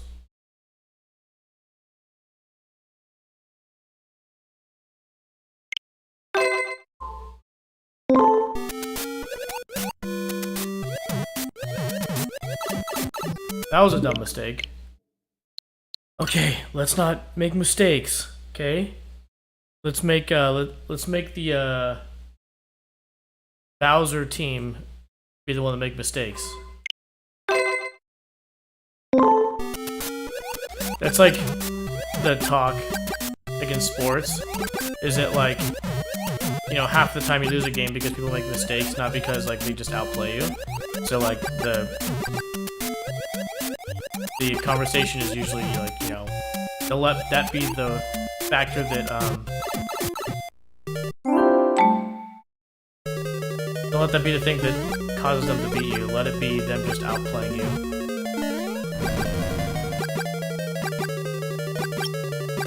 Oh, got him! Yes! Did we do it? Did we do it? Oh man, please.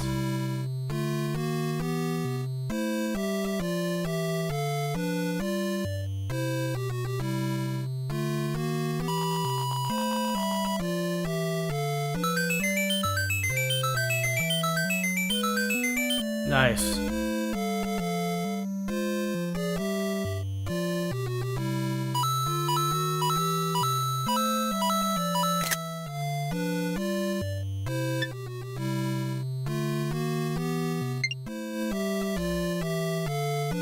Nice. Yes. That's what we want.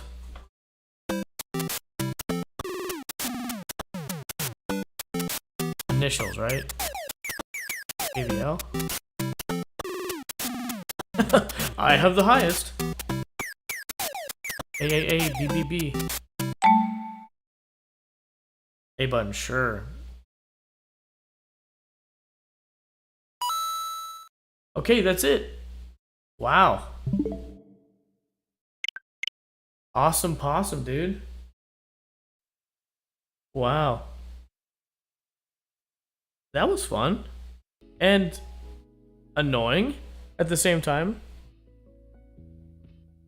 Wow. Okay, so let's mark that off in our Google Sheets.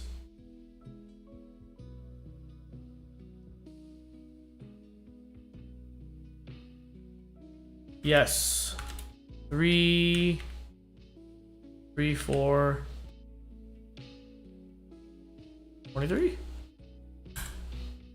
Awesome. So what's next? Super Mario Bros. The Lost Levels. Okay.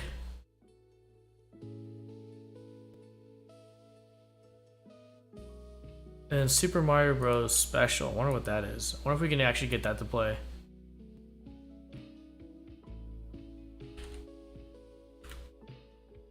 Have to fill this out.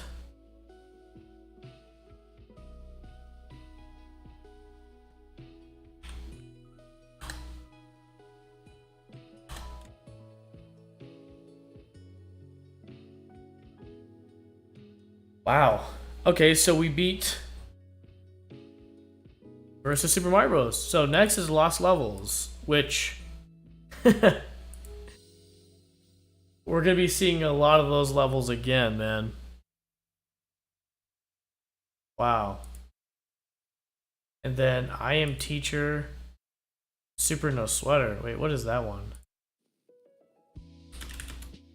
Oops, caps. I Am Teacher, Super No Sweater. What is that?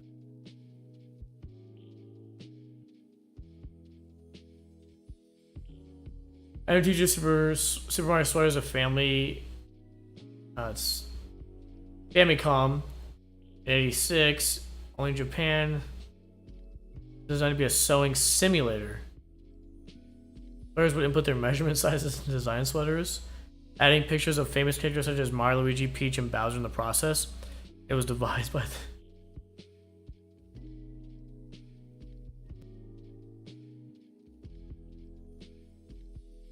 That's cool. The best way to burn fat and get in shape. It's not keto, paleo, fasting, or vegan, and it's not super.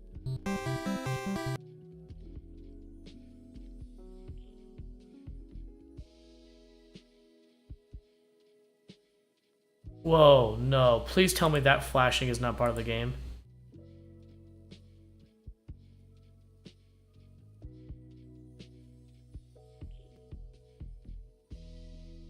This game looks interesting, okay.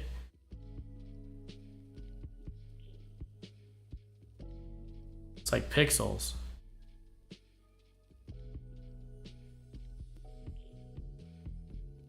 I don't like that. What was that flashing, bro?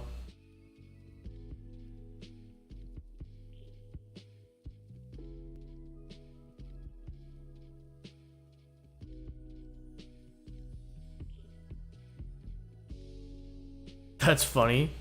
We can maybe try it out. Okay, I was so it's actually a game. It seems like okay, I thought it was like an actual like a sewing like an attachment or something like that. You can actually do it. Does eBay actually sell the game? Hold on. Or I'm sorry, no, does eBay actually sell this? Curious if you can actually find these games.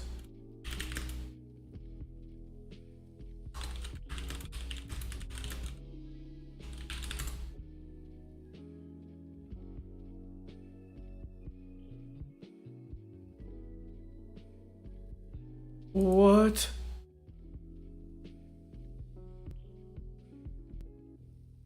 $10,000, dude.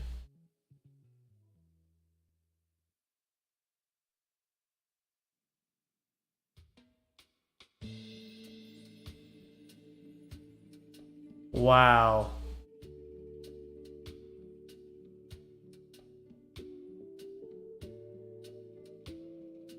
$2,000?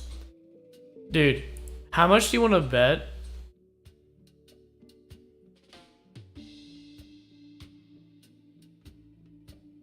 How much do you want to bet they have these at like a book off or a hard off in Japan, like in a bin?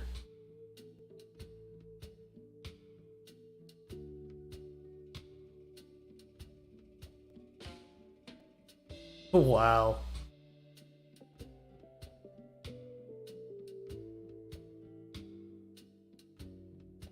Wow. $10,000 for this I Am Teacher Super Mario sweater. And this is complete in box, it's not new. Holy moly, bro.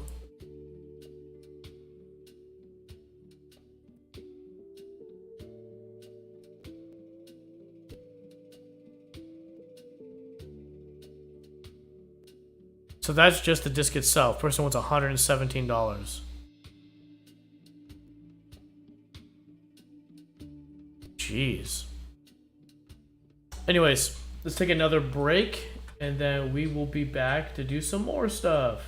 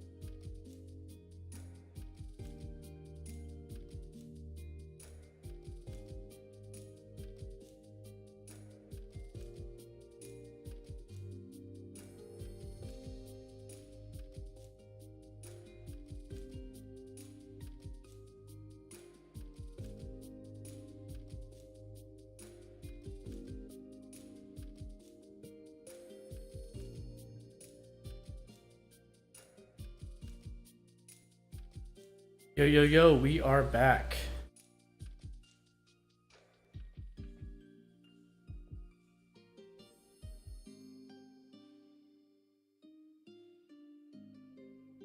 Does this even work with one hand?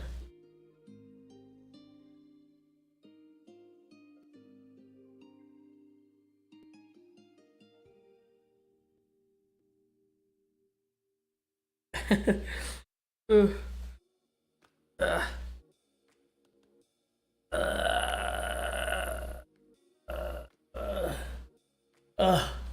Uh,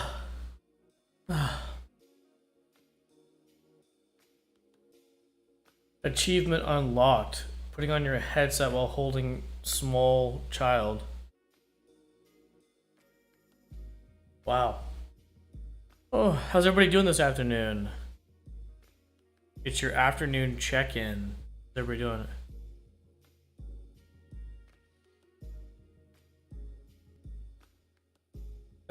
Mason, more like Cafe O Lurk. Yeah.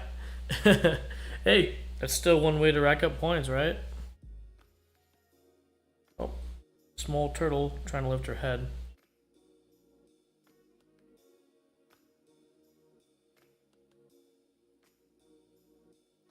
I'm holding with my right hand, so let's see how well I do with a mouse.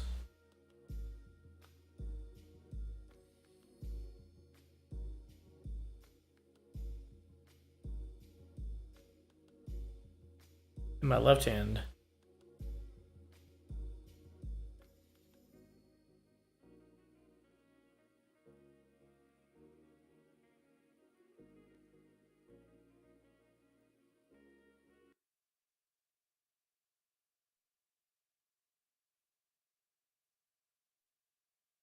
Now you have me curious, Mason, about this abridged version of Dragon Ball.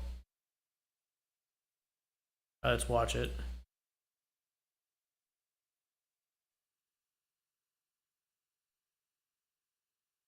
Grammarly's citations features.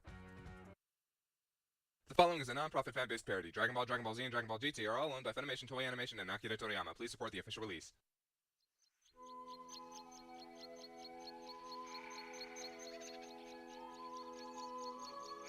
Goat screaming in pleasure? Doing good, doing schoolwork all day and making my second cup now. Nice.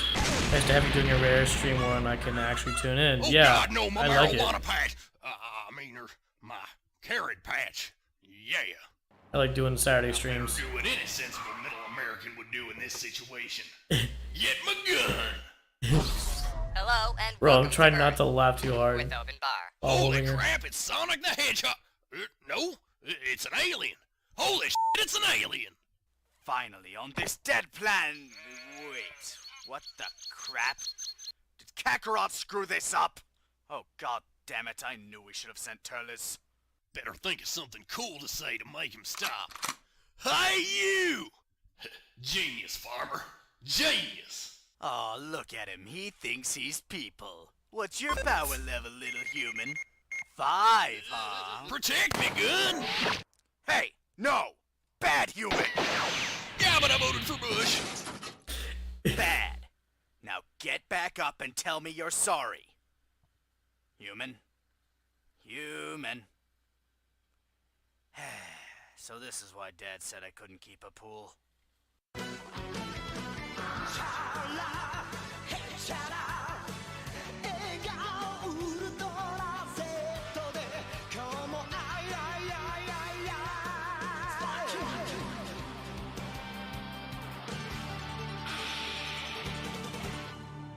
Dragon Ball Z abridged. Good old wasteland. Yep, sure is some kick-ass training. Damn it, I'm lonely. Might as well check MySpace. No new comments, no friend requests. Damn it. Well, at least I have you, Tom. You're always there for me. Hey, you! What the hell? Are you Kakarot? Seriously, if you are, stay still. I need to talk to you about killing and selling this planet. It's really important. Oh, wait a second. You're not Kakarot. My bad. I've got green skin, pointy ears, and a turban. Oh yeah, I must look like so many other people. Oh, a smartass, huh?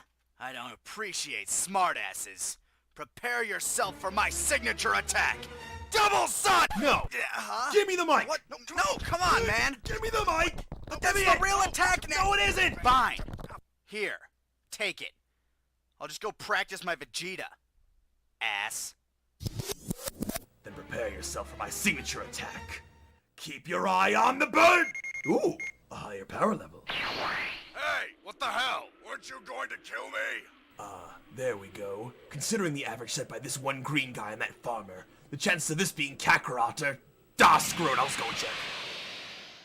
Fine, go ahead. I didn't want your company anyway. Right, Tom?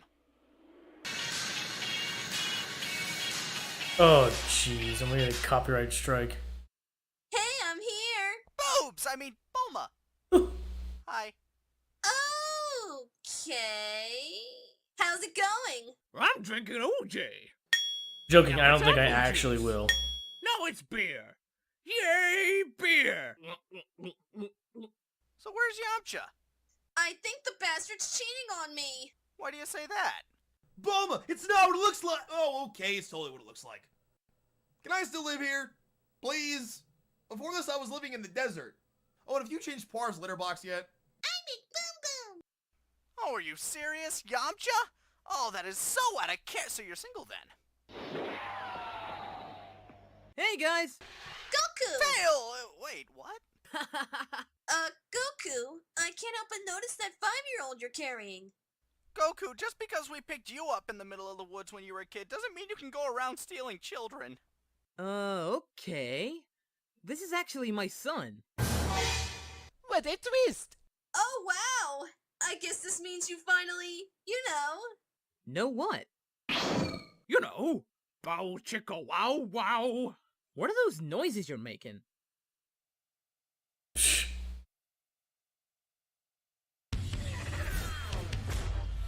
Oh my god, he's a parent! So when's the little guy gonna start training? Well, actually, Chi-Chi is making him study.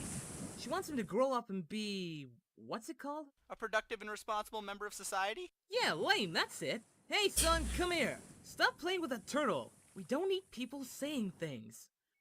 Hey, is that a Dragon Ball on his head? Doesn't that sort of make him a target for villains who might want them? Oh, come on. I beat Piccolo. I'm strong enough to beat anyone who... Holy black on a popo! What is that? What's wrong? I just felt a power level bigger than Krillin's losing streak. You know, you guys are the reason I go to therapy. He's getting closer. Shouldn't we grab Gohan and put him inside? Oh, son of a... It took me a while to get here, but I finally found you, Kakarot. What? That's right, that's your name. What? The name you were given before we sent you to this planet. What? You hit your head as a child, didn't you? What? Oh, for God's sakes, listen. You were sent here as a child to take over the planet. You're part of a dead race of intergalactic super warriors called the Saiyans. And to top off this expositional onslaught, I am your brother!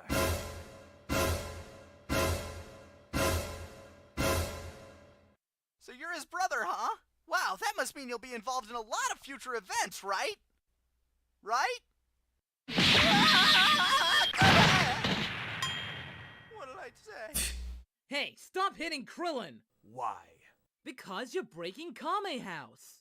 Yeah, stop breaking Kame House. So, what are you here for? The Dragon Balls?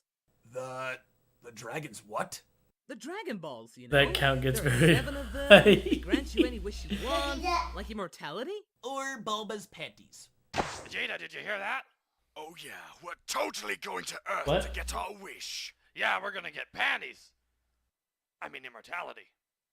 Immortality is what I meant, right, Vegeta? Just get in the It damn is. pod. Hold on, be right back. I had to put Zoe in bed.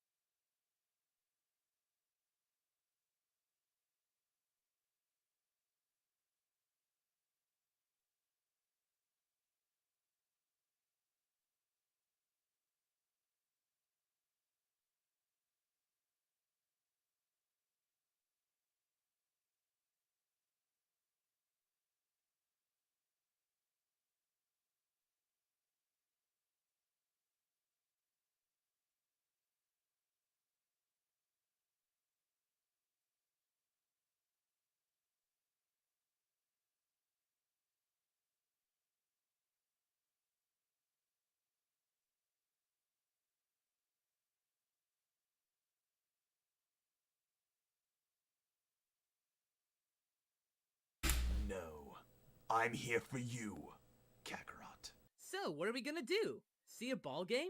Catch a movie? We're going to kill everyone on the planet and then sell it for profit to an alien overlord who may or may not have destroyed our own planet. Oh, well, I sorta like people here, so with all due respect... Daddy! I'll be taking this. Yoink! Quick, somebody stop him! Damn it, Krillin! Hey, I was bitch slapped through a house. What's your excuse? I was kneed in the stomach. You guys are pathetic. What? Aw, jeez. Hey, look, I know you totally want to kill me and all, but today's kind of a bad day. My brother just showed up, turns out I'm an alien, he stole my kid. Oh yeah, I was watching that. That was priceless.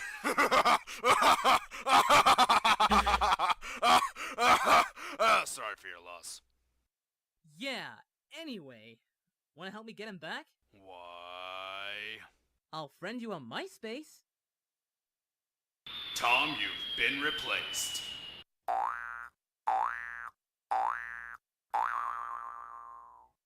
Now it's a Nestle Crunch Bar. Now it's a gummy bear. Now it's Napa. Wait, what the hell? What? Oh my gosh. That was a good one. That was actually funny. I think that that Krillin count is gonna make me laugh a lot. Okay.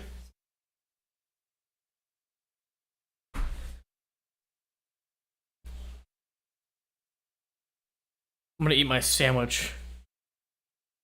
So if you guys want to submit more videos to watch on stream, now would be the time. Let's see. In the meantime, I want to watch another Boundary Break episode. But you guys, if you want to queue up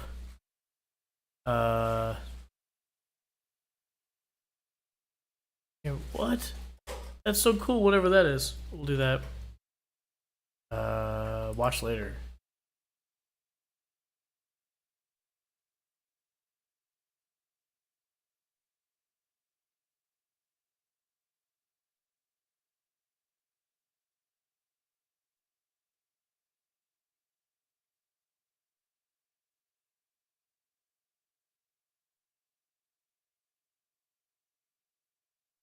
Oh, I saw that Diddy Kong Racing one. Well, I didn't see it, but I just saw the thumbnail. I'm looking forward to that one.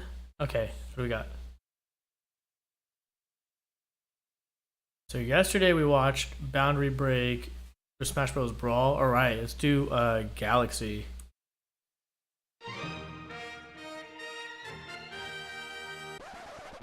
Oh, cool, a comet. Yeah, let me get listening on that. Oh, look, it looks like a planet. Hey guys, welcome to episode 2 of Breaking Boundaries. I absolutely hate calling a series by its name. It feels weird and unnatural. Anyway, so you may notice that the camera quality got a little bit better. It's not my camera. It's my friend Pat's, who's my cameraman today. Say hi to the people. Pat, you want to come over here and say hi to the people? They can't see me. I'm John Cena. Okay. Pat doesn't want to come over here. So it's really important that we don't, upset Pat, because if we do, we have to go back to the old camera, which was on 2 TV trays and a tissue box. No joke. So, anyway, the episode that we're going to do today is, Pat, which episode are we going to do today? That one with the thing. You're part of my camera crew and you don't even know what episode I'm doing? Alright, episode 2? That's right, episode 2. Episode 2 is going to be Super Mario Galaxy. I hope you enjoy. I know I had fun making it, just like last time, so go for it. Cut! Okay, so the very first thing I wanted to do was just to see what the whole map looked like. And it didn't disappoint. It's pretty big, and I'm pretty impressed by it. yeah, we're still not done here. There we go. Pretty neat. Alright, back to the game. So obviously the very first thing that you'll know that you can't go to in Super Mario Galaxy is this gate where you first started off. And obviously this is what inspired this episode in the first place. So here, let's do it. Just noticed that the music cut out. I'll probably add in my own. It's not really a big deal. Yeah. Like the flags. Yeah, sorry Mario, you're gonna have to stay behind for now. And let's just do this trail. Very similar to the Fire Emblem stage in the last episode. Actually, so much so, in fact, that that little triangle at the end of the trail is there again. I wonder why they do that. It's so interesting. And yeah, if you go all the way off, you'll find, well, exactly what you would expect. Completely nothing. But it's nice to be able to see what this whole trail entailed. And just gonna warp the camera back to Mario now. There we go. So, yeah, that was cool. The beginning part of the game is a little lackluster. There's not too much going on when the festivities are actually beginning. I figured I'd show you this nice, beautiful view of the castle in stunning HD. But beyond that, we're gonna warp ahead just a little bit so that we don't waste too much time here. Boom, pizzazz. How about that? Gave you a nice, cool angle to start off with.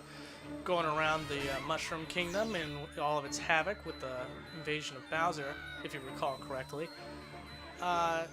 Yeah, and so off in the distance we got Princess Peach in peril, so we should probably see what's going on with that. Oh, hey, Doug. And, let's see. Oh, there she is off in the distance. Oh, I can barely see her. Let's get a closer look at her, huh? You know, before the cutscene triggers.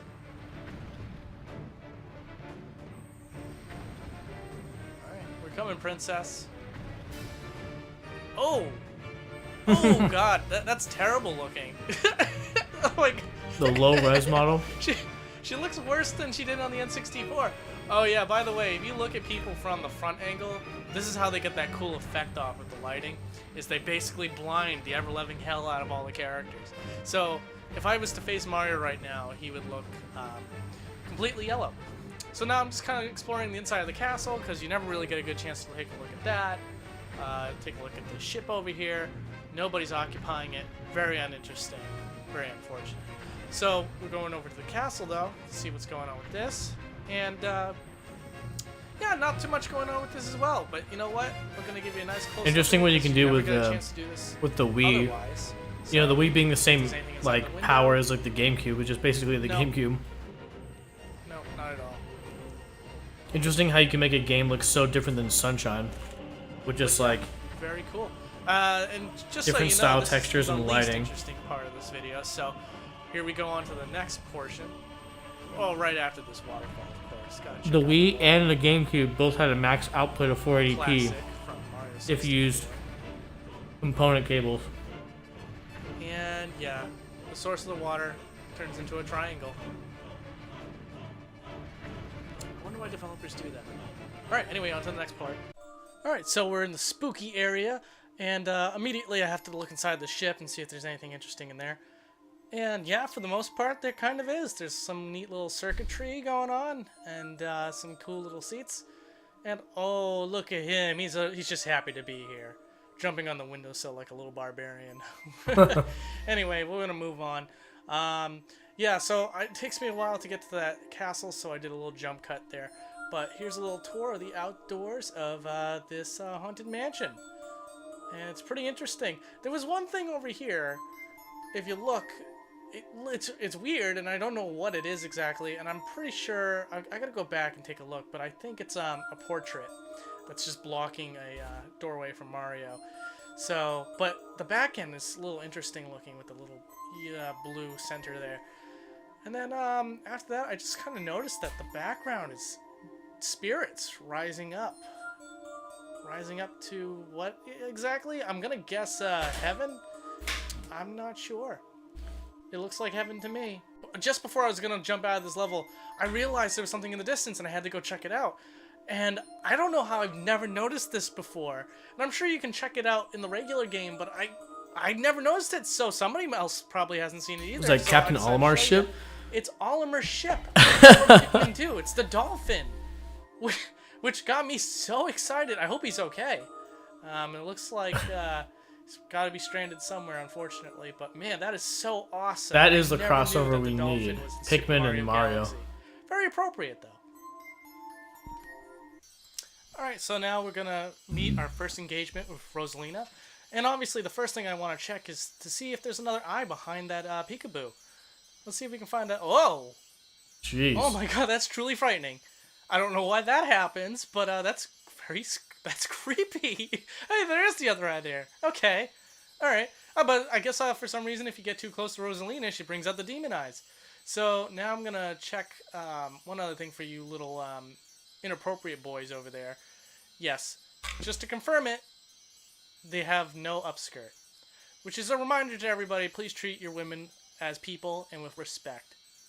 The same respect that you'd like.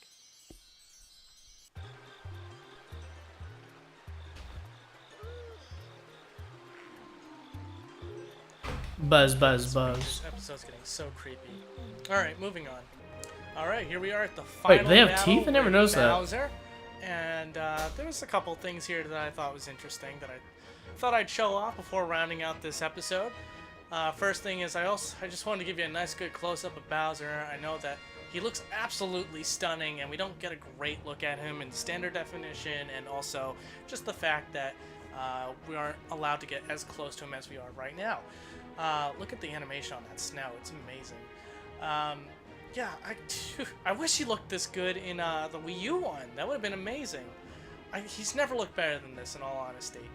So, yeah, I had to focus on Bowser for a little bit here. Wow, yeah, he does look good. And then if you look up behind him, here's some more low poly business going on. They didn't even bother to give Princess Peach a face this time. Aww. Oh, well, that's right. She has eyes, I guess, but no retinas. So Do you guys know why that's about it. And developers do low poly count with like characters Mario or models? racing to Bowser from an I mean, eagle's eye. I know why. I was just curious if you guys know the answer.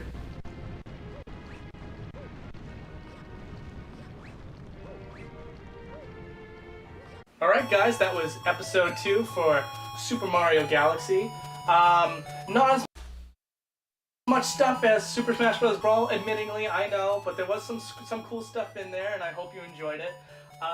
So the next episode... Maybe when we get to Galaxy, we'll do our own free cam of stuff we're curious about. I haven't really decided yet. You guys really like Brawl, so it's either if you guys really like this episode and you show some interest for Zelda, or I go back to Brawl and, you know, finish the work that I started doing.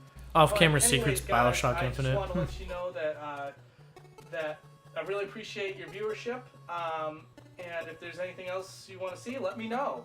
All right, guys. Yeah, that's cool, Derek. I gotta get going. What? I got a date later. Wait, what? And by later, I mean now. No, wait. Pat! Yeah, that was cool.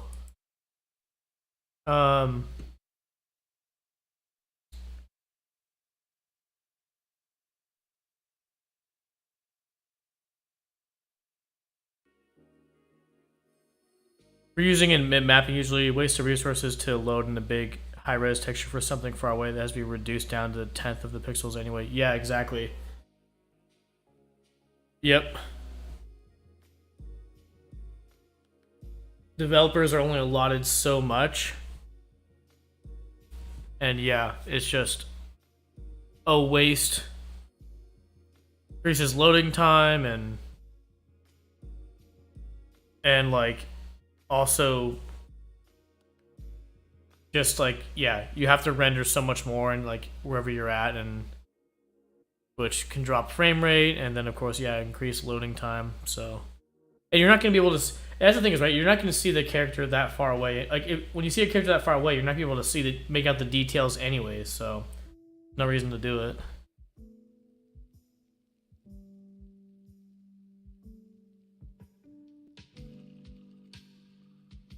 Should we continue our Call of Duty playthrough?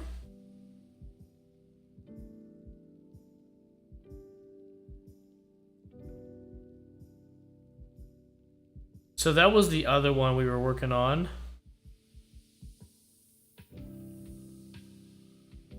was Call of Duty.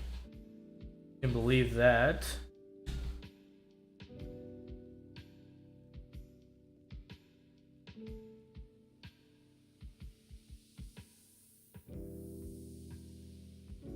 It's been a while, but I think we're on... So we're on the big red one, and I forgot, did I start it with, I've been playing it...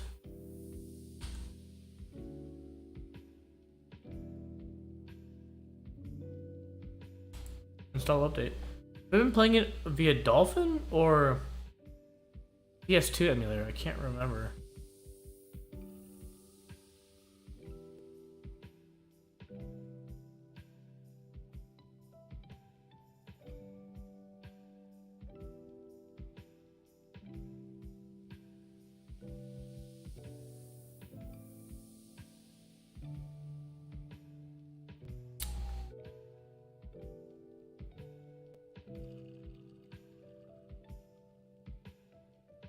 You see.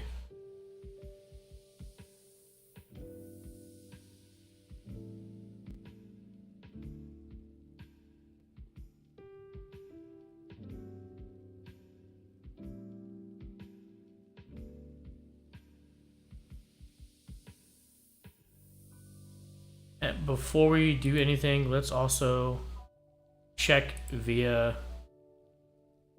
Hold on.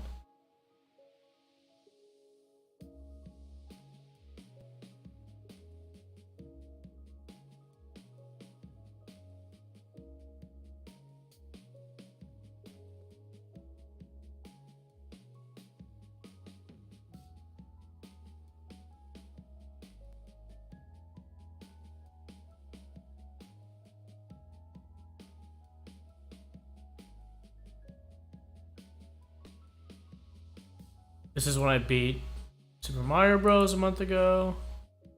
I'm trying to see where we left off on COD.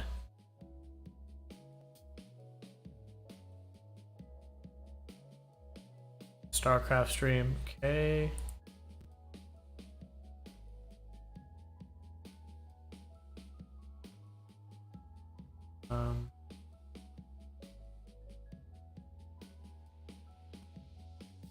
Banjo Tooie streamed that didn't work well because I was streaming it. As in, like,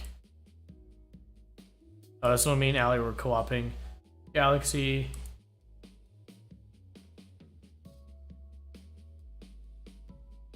So the reason why I need to verify where I'm at with Call of Duty is that, you see, I've played through the game already via emulation.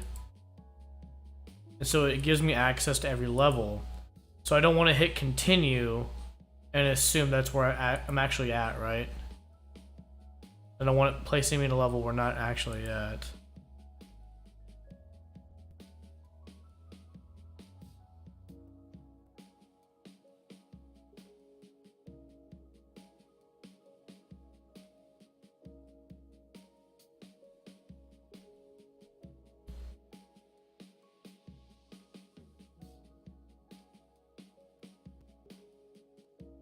We were playing the Dolphin version, okay.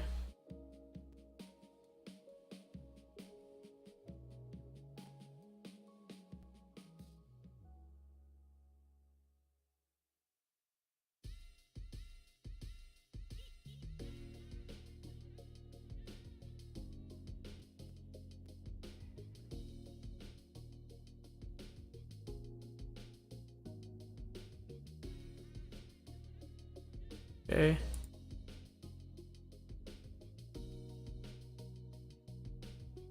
What do we get?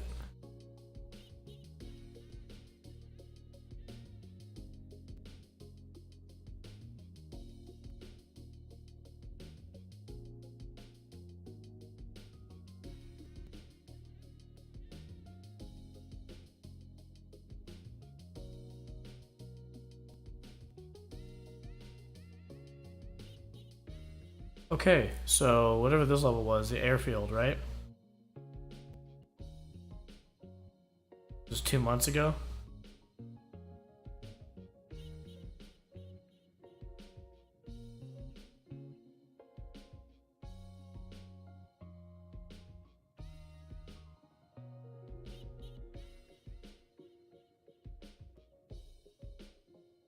Still doing that same thing, playing with my beard. My beard's longer now. I don't know if you can actually notice me versus this beard versus that beard. Slightly longer. Okay, and that was...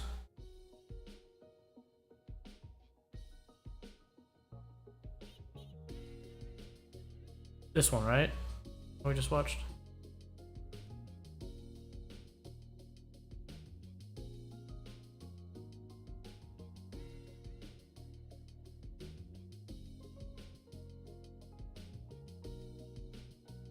Okay. Sorry, just double checking. Because there's been times I've like, you know, I left off at the wrong level one time on stream.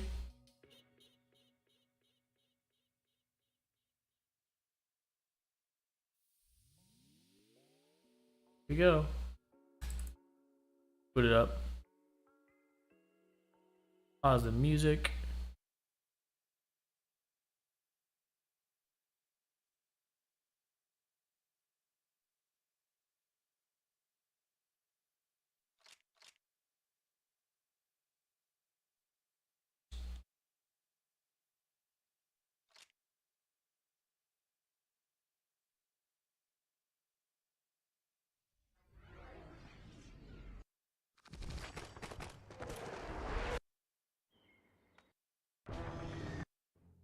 Okay.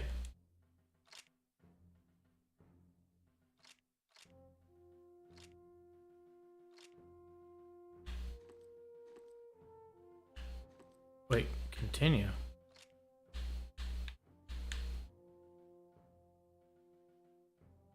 Wait.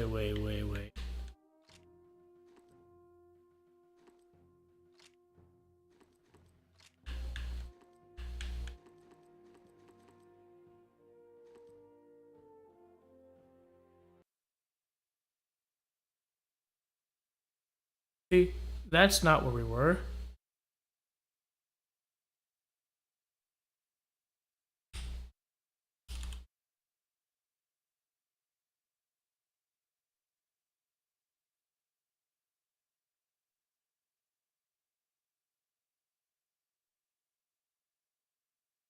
Oh no.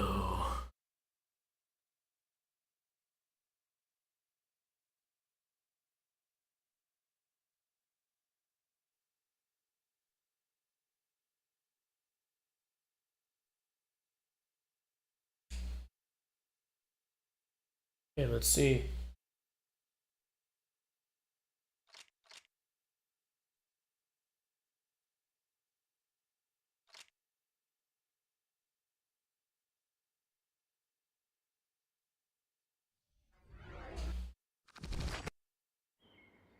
Unless that was the RetroArch version. Yeah, see, this is different. Wait.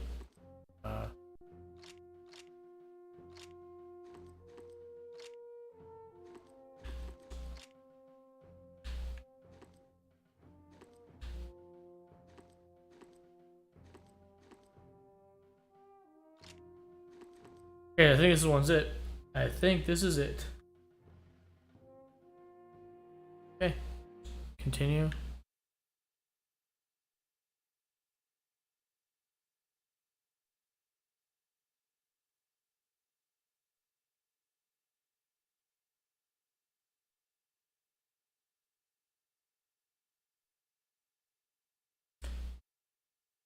Nate, how's the bike ride now? Did you finish your bike ride, or are you in Redondo? Where are you at now? It's been a while since we last checked out. About over an hour, 2 hours ago. It's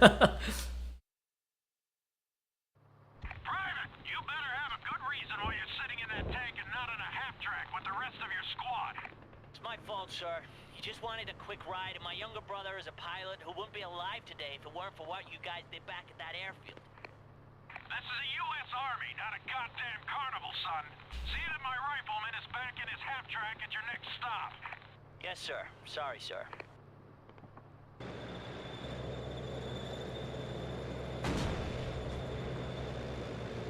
Just testing out what's shoot button.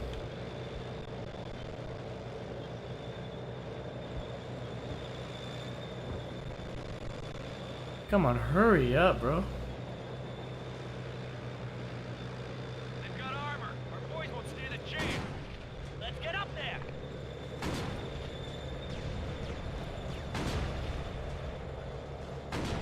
Nice. Oh, this switches view. Why the frames keep dipping, dude? This must be like because of the game. There's no way that this is dipping at like these graphics. What's those buildings? They could be anywhere around here. Too quiet. I don't like this. See it carefully.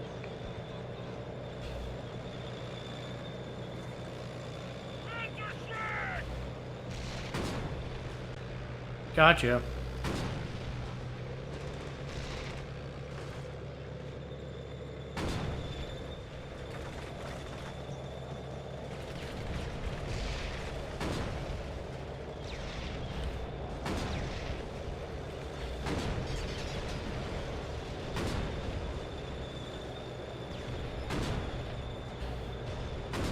Nice one.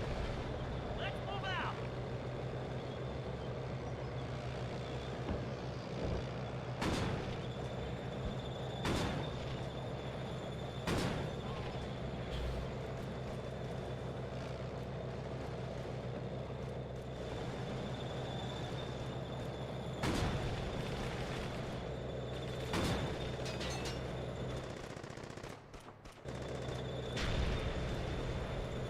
That was an 88. Those ruins don't look too sturdy. Let's bury that gun. All right, first infantry. I hear airplanes. Those Panthers are fucking good. This is gonna be tough. We should find a way to flank them.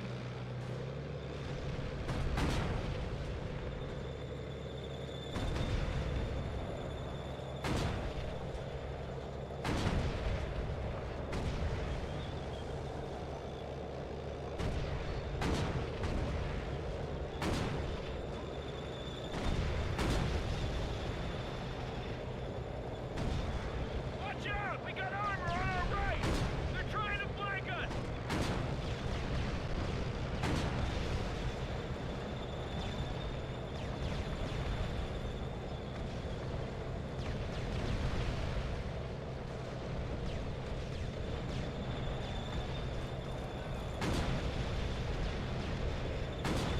Nice.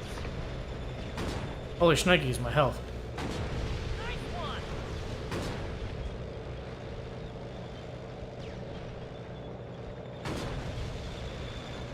Looks like we got them! Let's move out. Dude, I am low.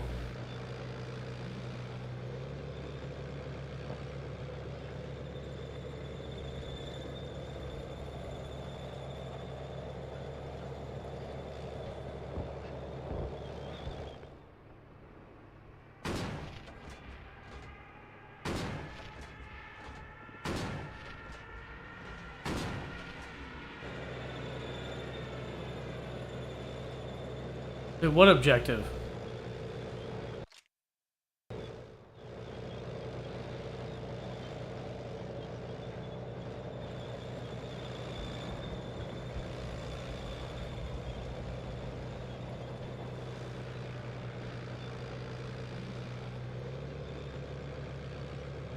Yeah, I know. I'm not following instructions, am I?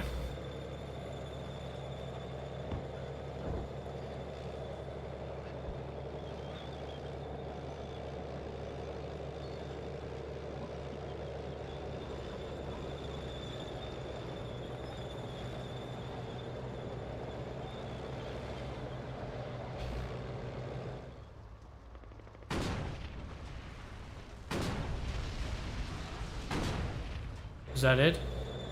That gun? That was it, dude? Holy moly, bro.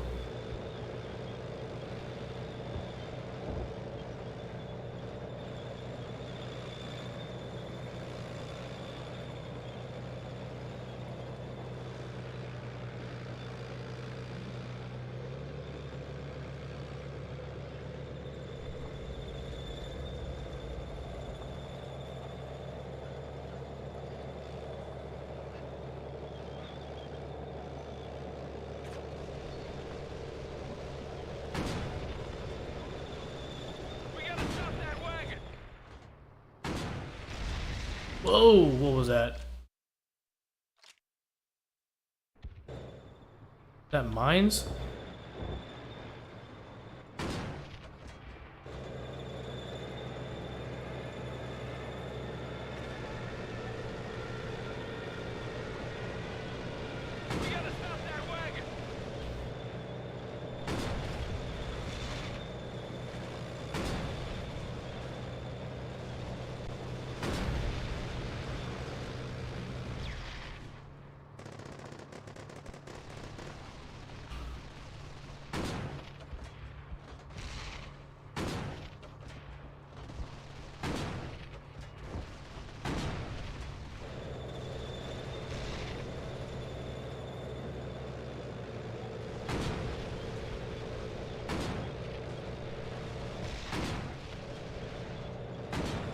What the frick?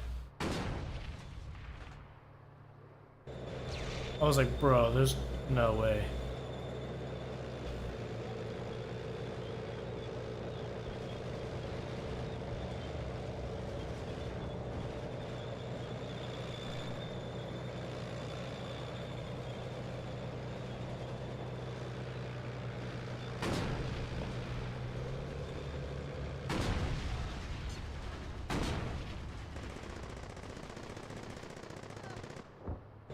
That was the objective? Had to kill that guy? Wow, okay. I guess they're being really picky about what they want.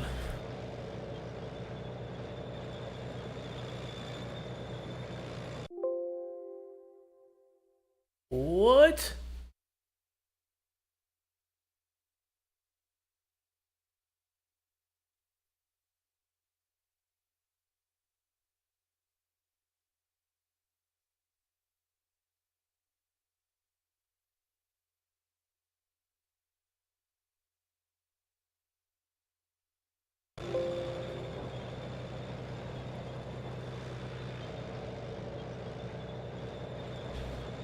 What the heck was that, bro?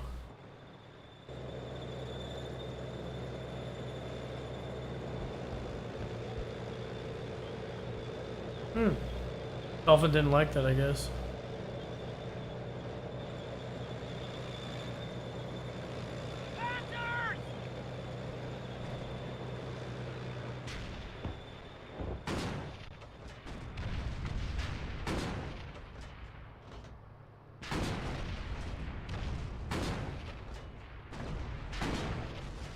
There we go.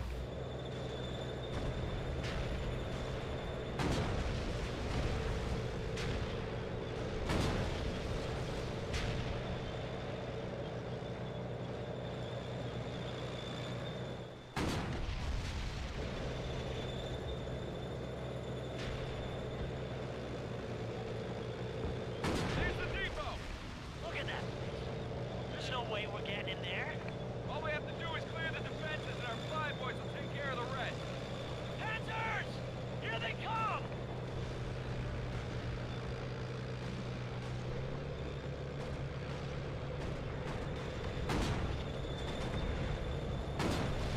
Nice!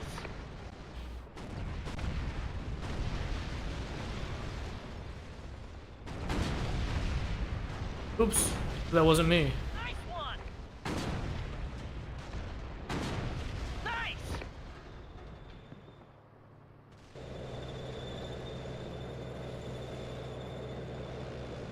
More tanks!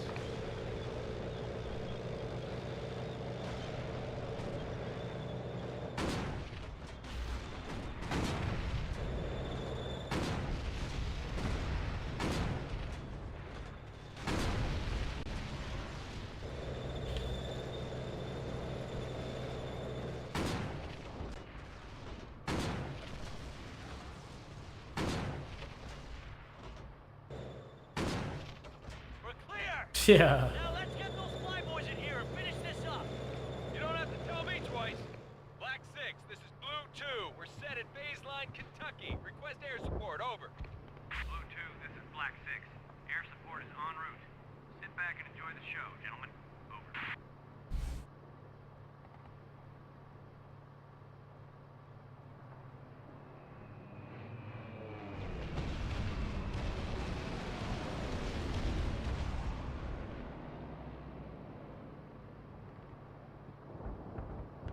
We sat.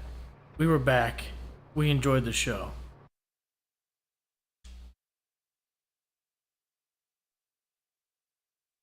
I am curious about something.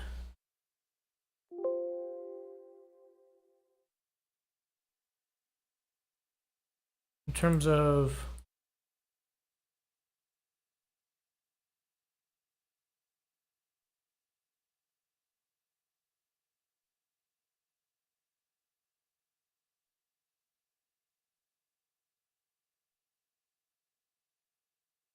graphics.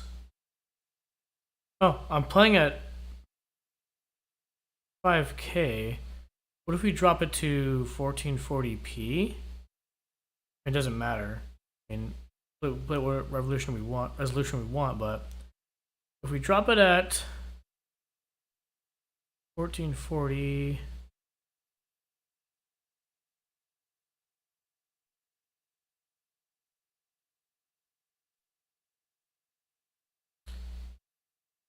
so let's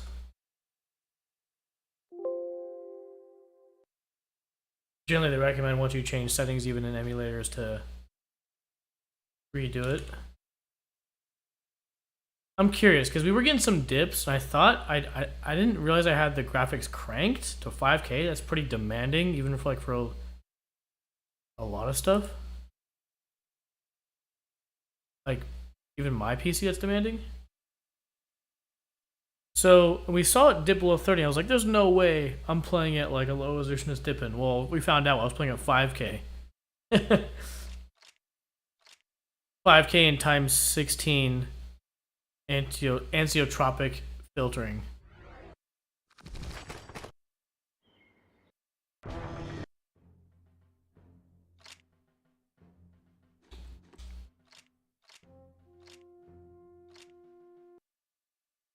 So I'm curious to see if it's gonna drop.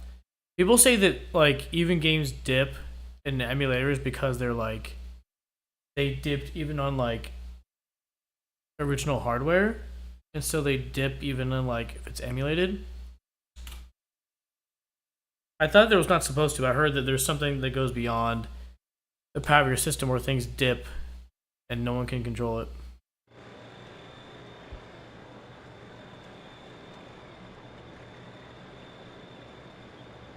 Looks like we're moving the whole division up. What's going on, Sarge?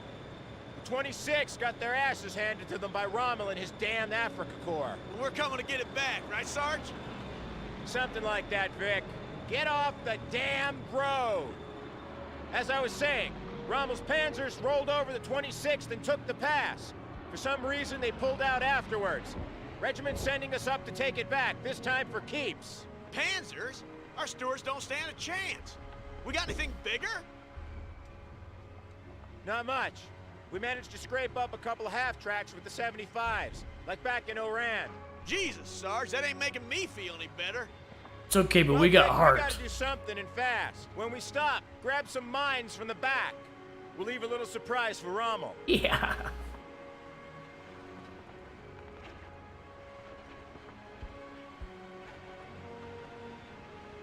Damn it! We're too late! Hang on! If those tanks get through, we're screwed! Whoa. Sarge, they're right on top of us!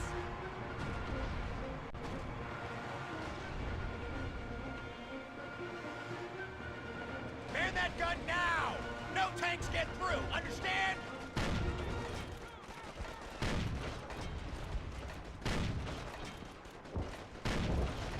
Three hits per tank.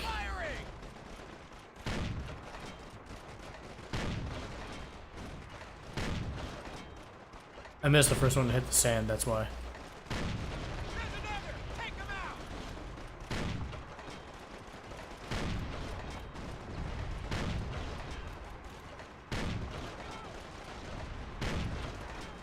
Whoa. Taking a lot of hits.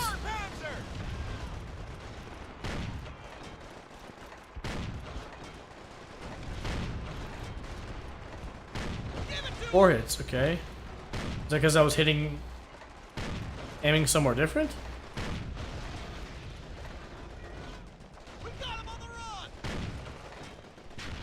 Whoa. What the hell are we gonna do now? Find a foxhole! We gotta hold them off till our tankers get here!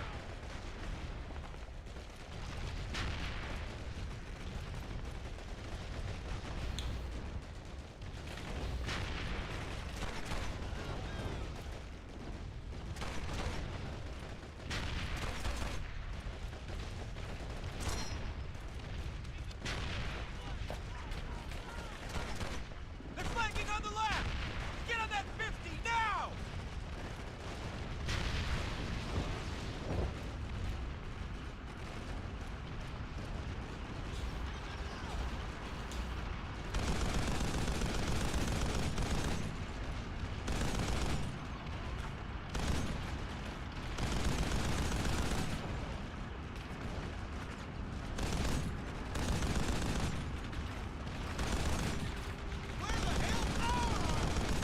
They better get here soon or we're through! Just keep firing!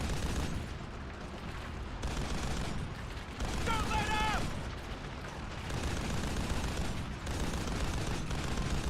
Here come the stewards! And that tank's getting close. And this doesn't hurt the tank.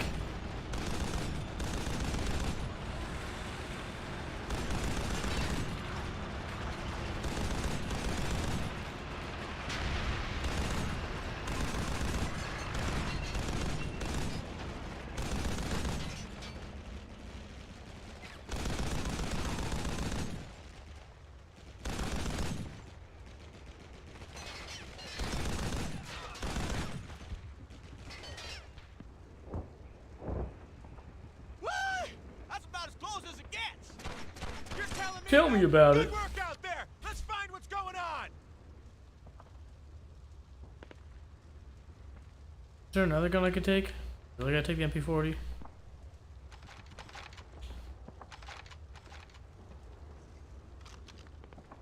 What else do we got? Oh well.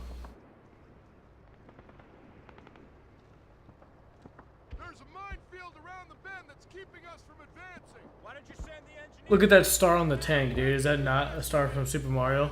With the eyes? Well, that's gotta be an Easter egg. Place is lousy with German, Sergeant. We're getting used to that, Mac. Appreciate the help. Okay, you heard him.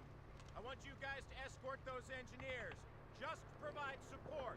Don't do anything stupid. I need you alive.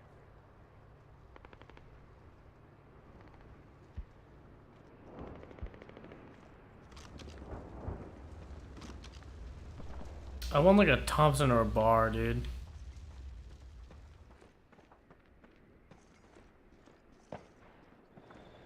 You guys from Fox? Glad you can make it. Let's get this done. We're the Super Mario Brigade.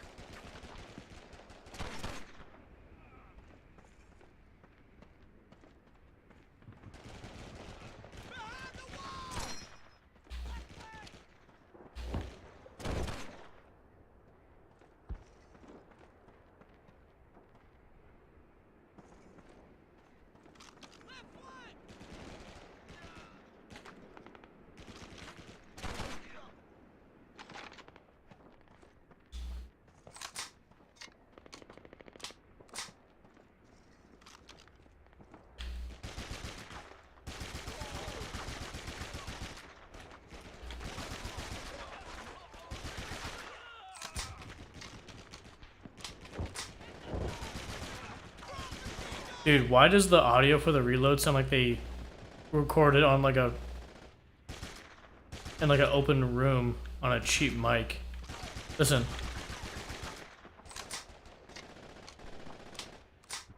It sounds like they recorded it like in a room.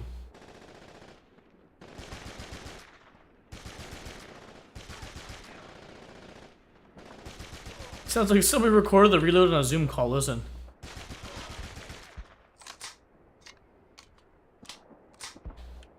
It might be hard for you to tell, but I got headphones on and it literally sounds like somebody recorded a gun being reloaded on a Zoom call.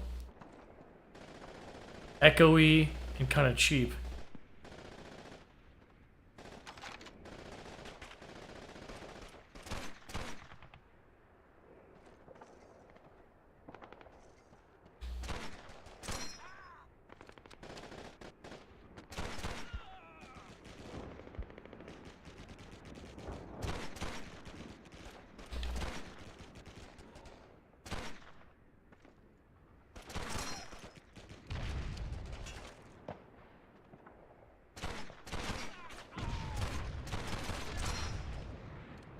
Well, we can't do anything with that armor down there. Those crowd bazookas sure tore up our Stuarts. I wonder how well they'll work against their own tanks.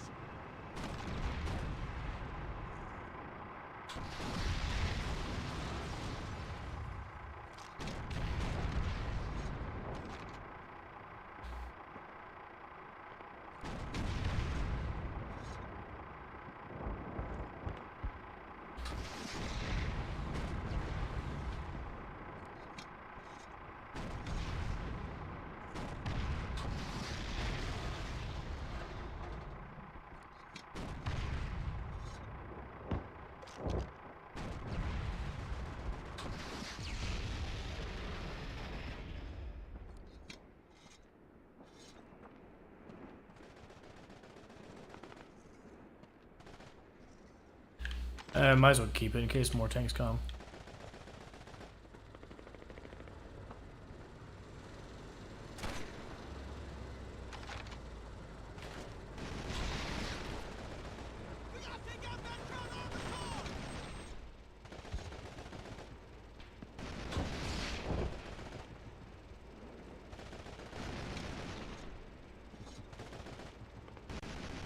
Whoa, where did that come from?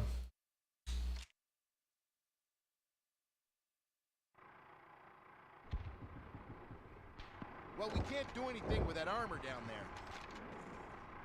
Those crowd bazookas sure tore up our Stuarts. I wonder how well they'll work against their own tanks.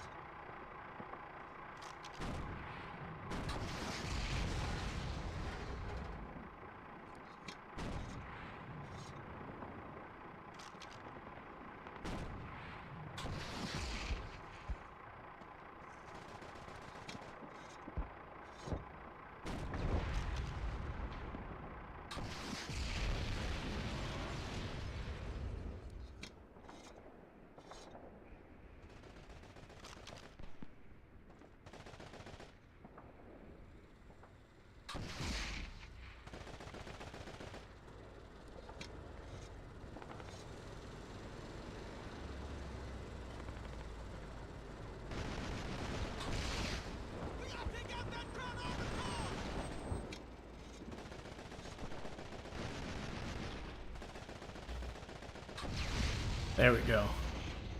You guys sure mean business.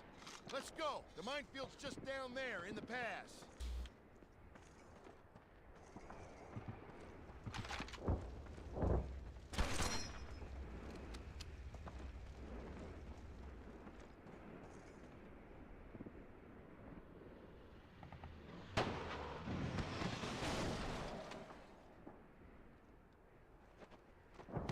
Sniper! Get down behind these rocks! I think I know where he is. Stay put. I think I got him! Oh, cliche. Do something about that sniper. Grab that Springfield. You're a better shot with that thing than I am.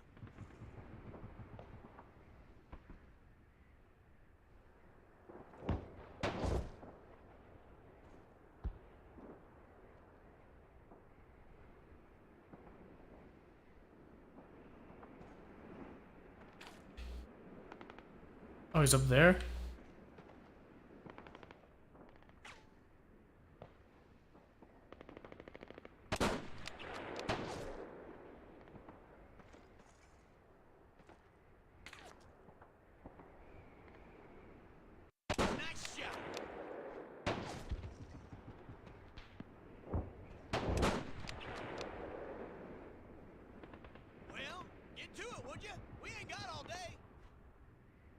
There's a 50 on that Jeep. Give us some suppressing fire and buy us some time. Let's hope that 50 cal still has something in it. Right flag!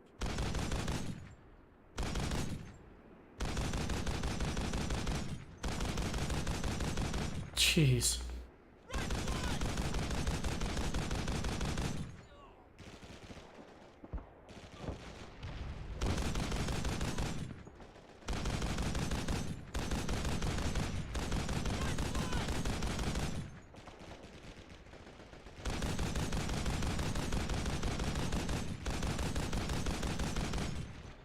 There's our armor!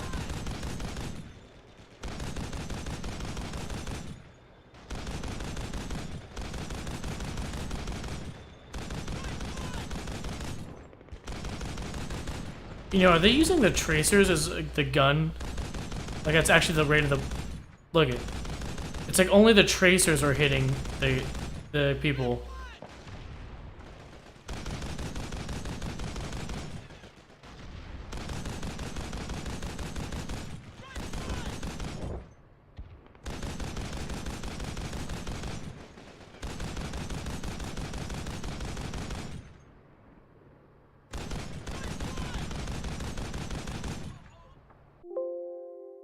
Oops, again.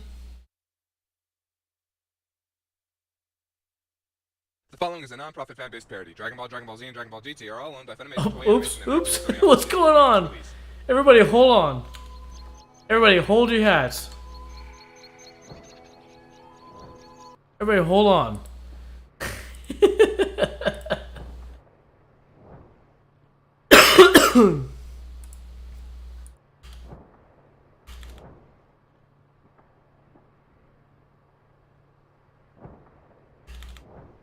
Oh boy.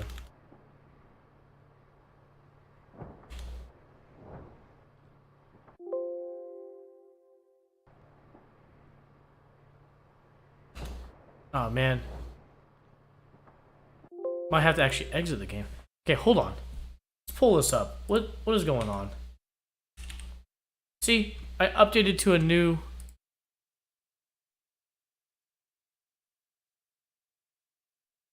Let's try Vulcan. I updated to a new Dolphin version. You guys saw that, and now I got problems. So, what did they add, dude?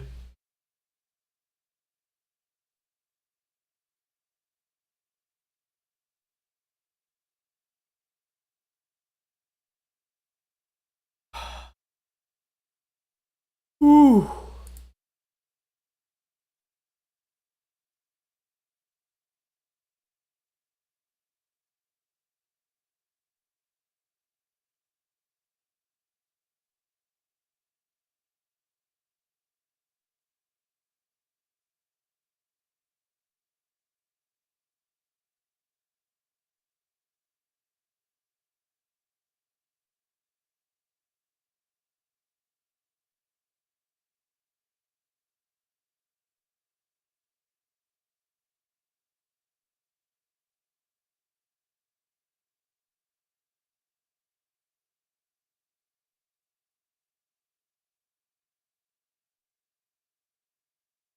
Hmm.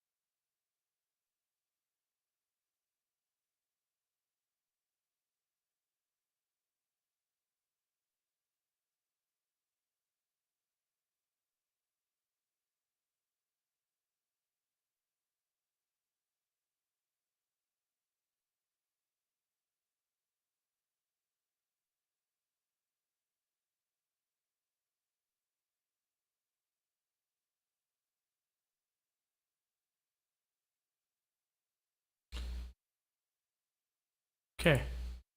Alright, we're just verifying some settings. I switched to Vulkan renderer. Let's see if we have any improvement over GL. Usually GL is like your safe, you know, with emulation. It's like if you keep it GL, it's like you're playing it safe. There's pros and cons because if you play it safe, then things run better. But like, if for some reason the game could run even better on Vulkan, and you're playing on GL, then you won't get those benefits. But yeah.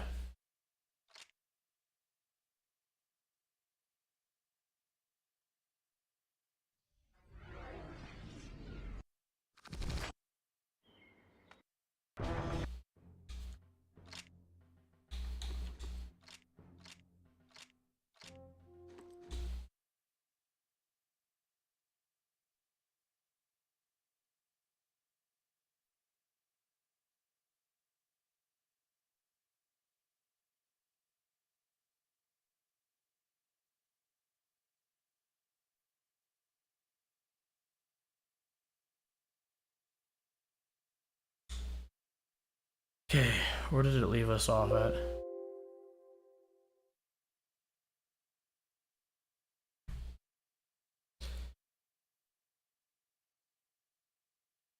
Wow, we got a like...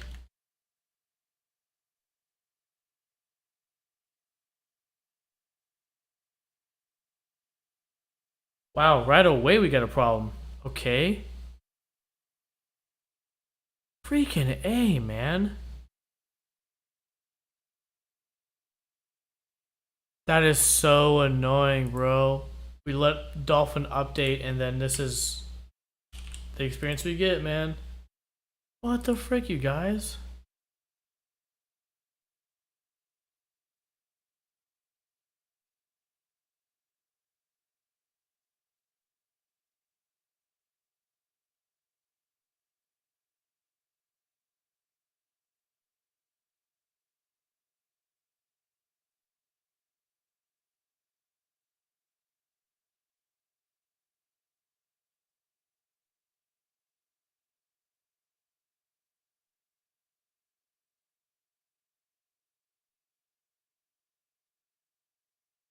Maybe progressive scan fricked it up?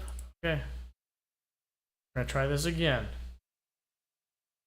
It seems like it reverted back to OpenGL and got rid of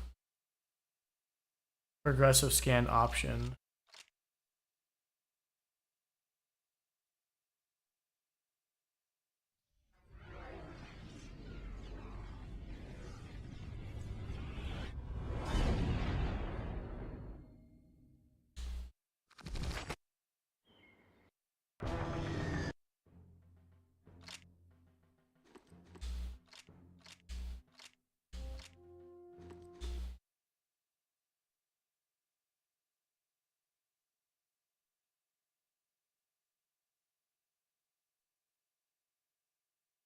Okay. Things are looking good so far. No crashing.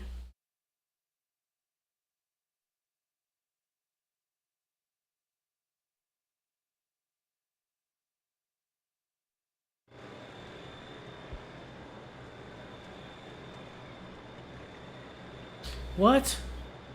It looks like we're moving the whole division up. What's going on, Sarge?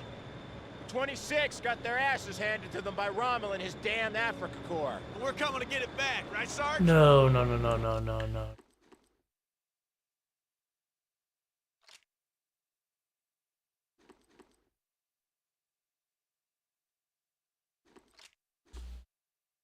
Oh, wait, what? Why are we starting here? It like we had saved progress during this level, dude.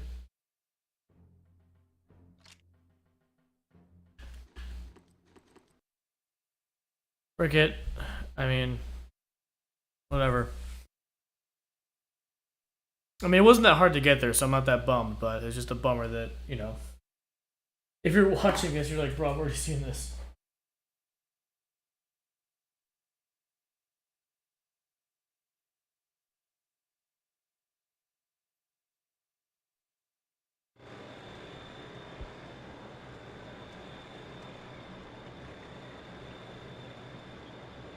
Looks like we're moving the whole division up. What's going on, Sarge?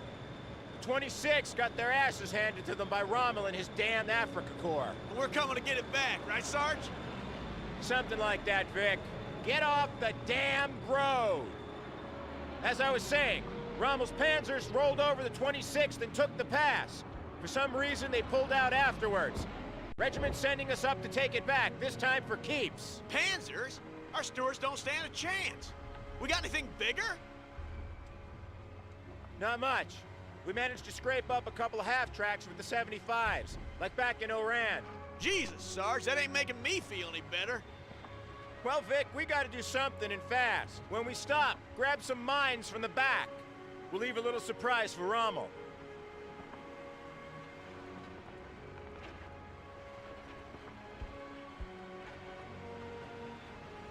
Damn it! We're too late! Hang on! If those tanks get through, we're screwed! Okay, here we go. Sarge, they're right on top of us!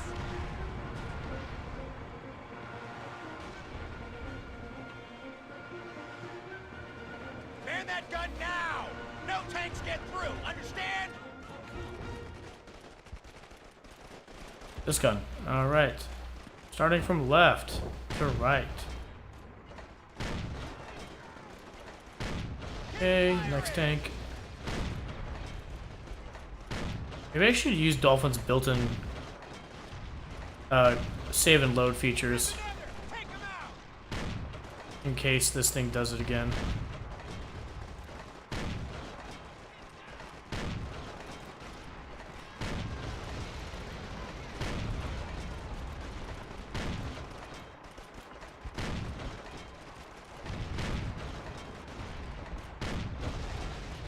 Dude, that thing took 5 hits. Jeez Louise.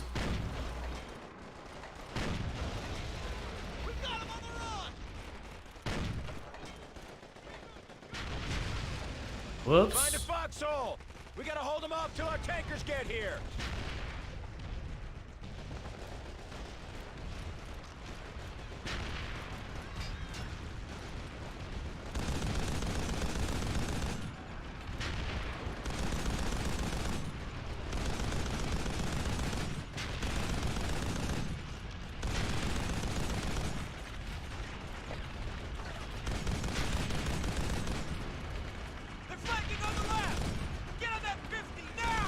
Already here, buddy.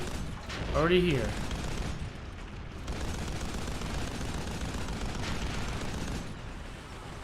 Uh-oh.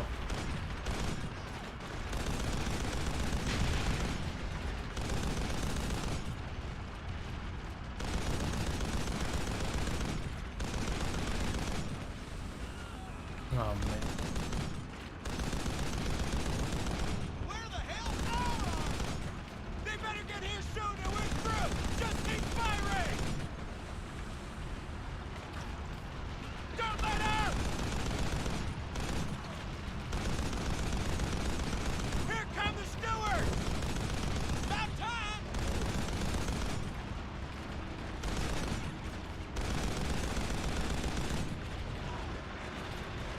Why is nobody taking me out yet, dude? I'm like wide open, dude. In the wide open.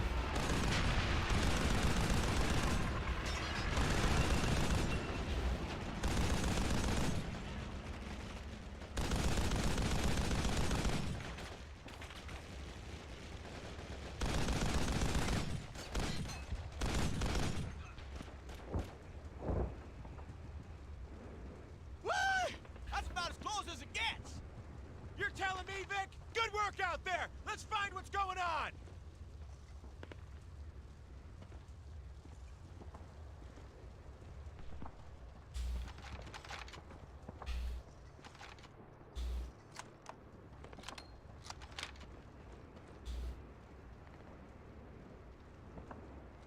There's a minefield around the bend that's keeping us from advancing. Why don't you send the engineers in to clear it out? That's where you guys come in. Area's too hot for them without an escort. Sergeant Hassler and his boys are waiting by a footpath that leads to the minefield. Place is lousy with Germans, Sergeant. We're getting used to that, Mac. Well, look at that bird. Okay, you heard him. I want you guys to Is that? Don't do anything stupid. I need you alive. Take a picture.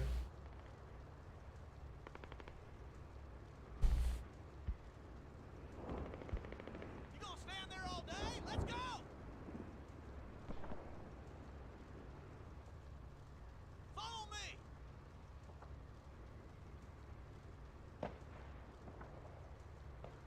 You gonna stand there all day? Let's go! Follow me! Really cool bird right outside the window. Stand there all day? Let's go!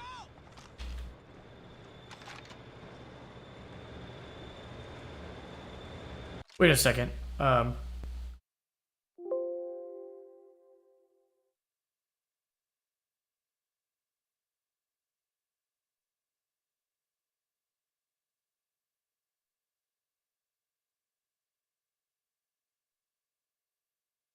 There we go. Manually saving within Dolphin because I do not trust its internal save system to save for us again if it crashes. So, there we go. You guys from Fox? Glad you can make it. Let's get this done. Why do you sound drunk when you start talking to us? Hey, you guys from Fox?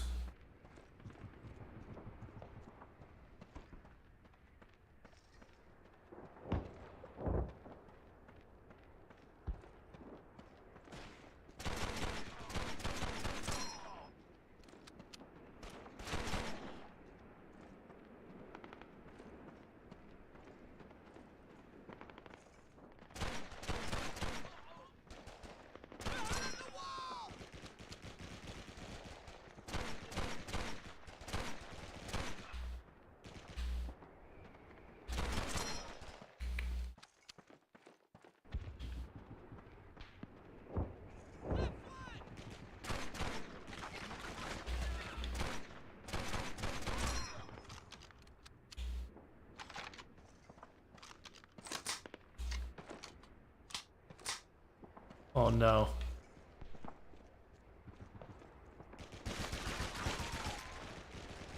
Got the gun that sounds like it was recorded on a Zoom call reloading.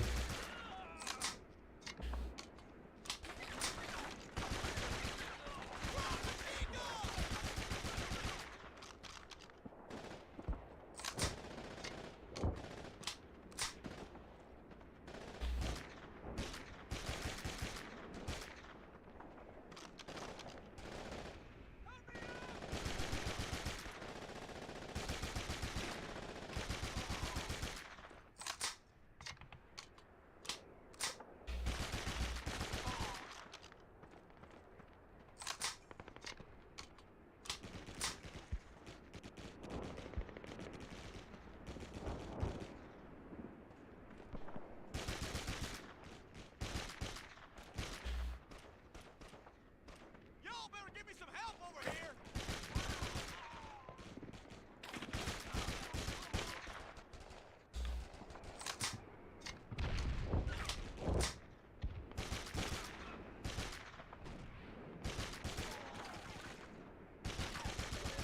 Why is like the audio like skipping every shot and going like didn't.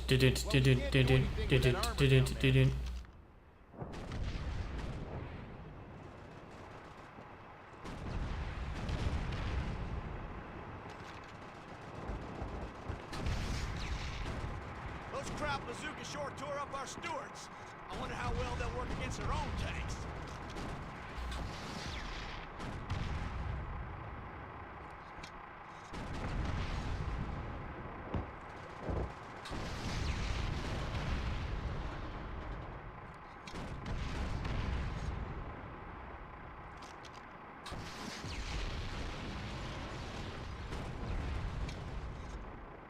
What?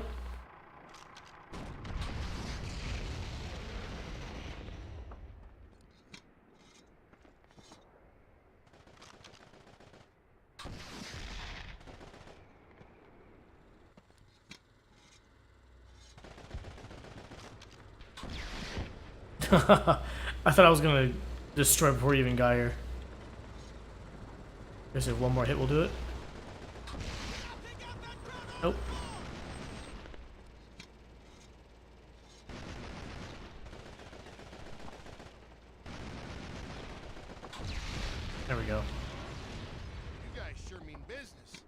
Let's go. The minefield's just down there in the pass. Again, not trusting the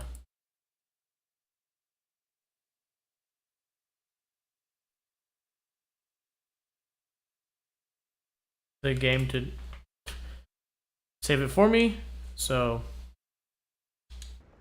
we're manually saving. We'll see how this level plays out. I don't plan on doing this the rest of the game.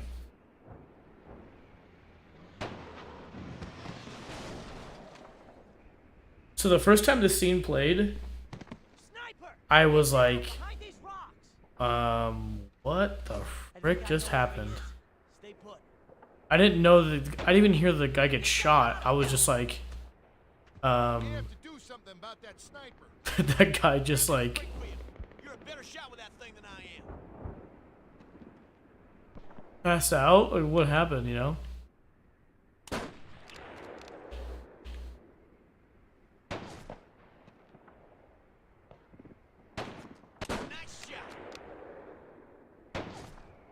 It's scripted, it's scripted, it's scripted, scripted. Get to it, would you? We ain't got all day. There's a 50 on that Jeep. Give us some suppressing fire and buy us some time. Let's hope that 50 cal still has something in it.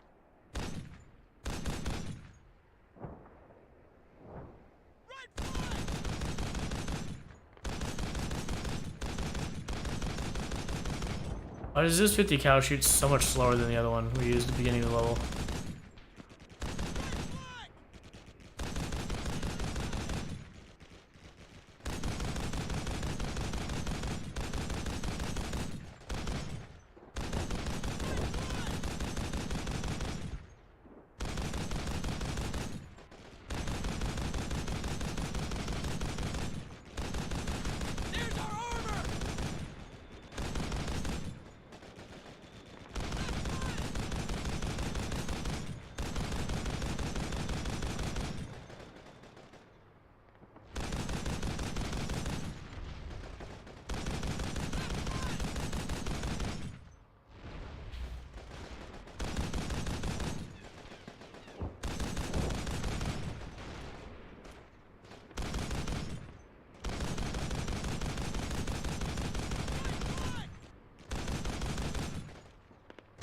Come on.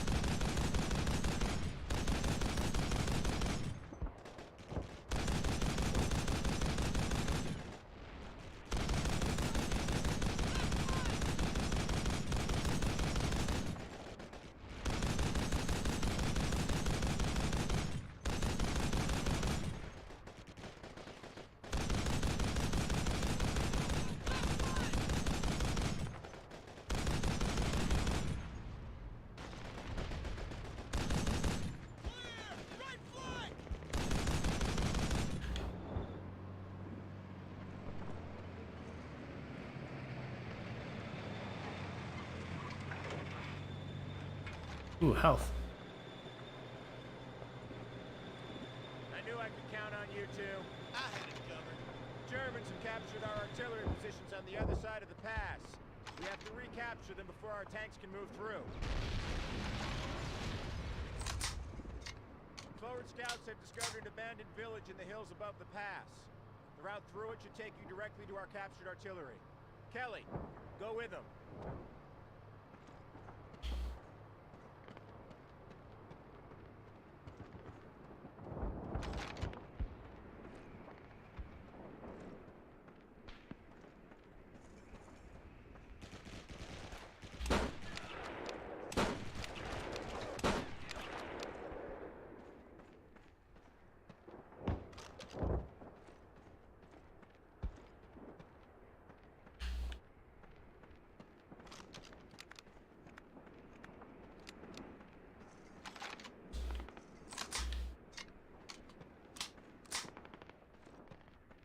O'Brien, you still got any satchel charges with you? Hell yeah, Vic. I got enough Comp B to blow us a hole all the way to China. Just clear the way, thank you.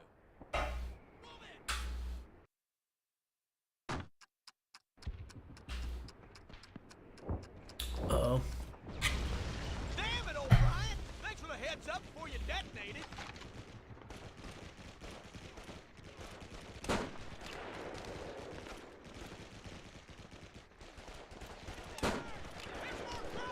Oh, these are dead.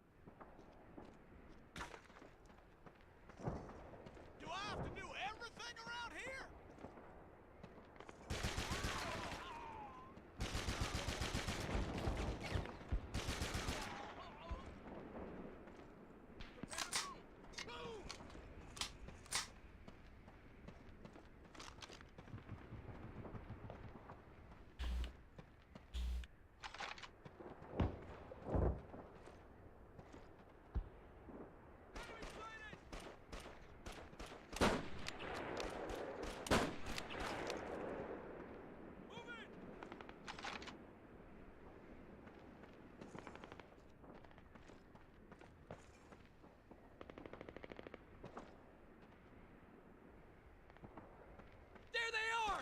They're using our own guns against us! What about that?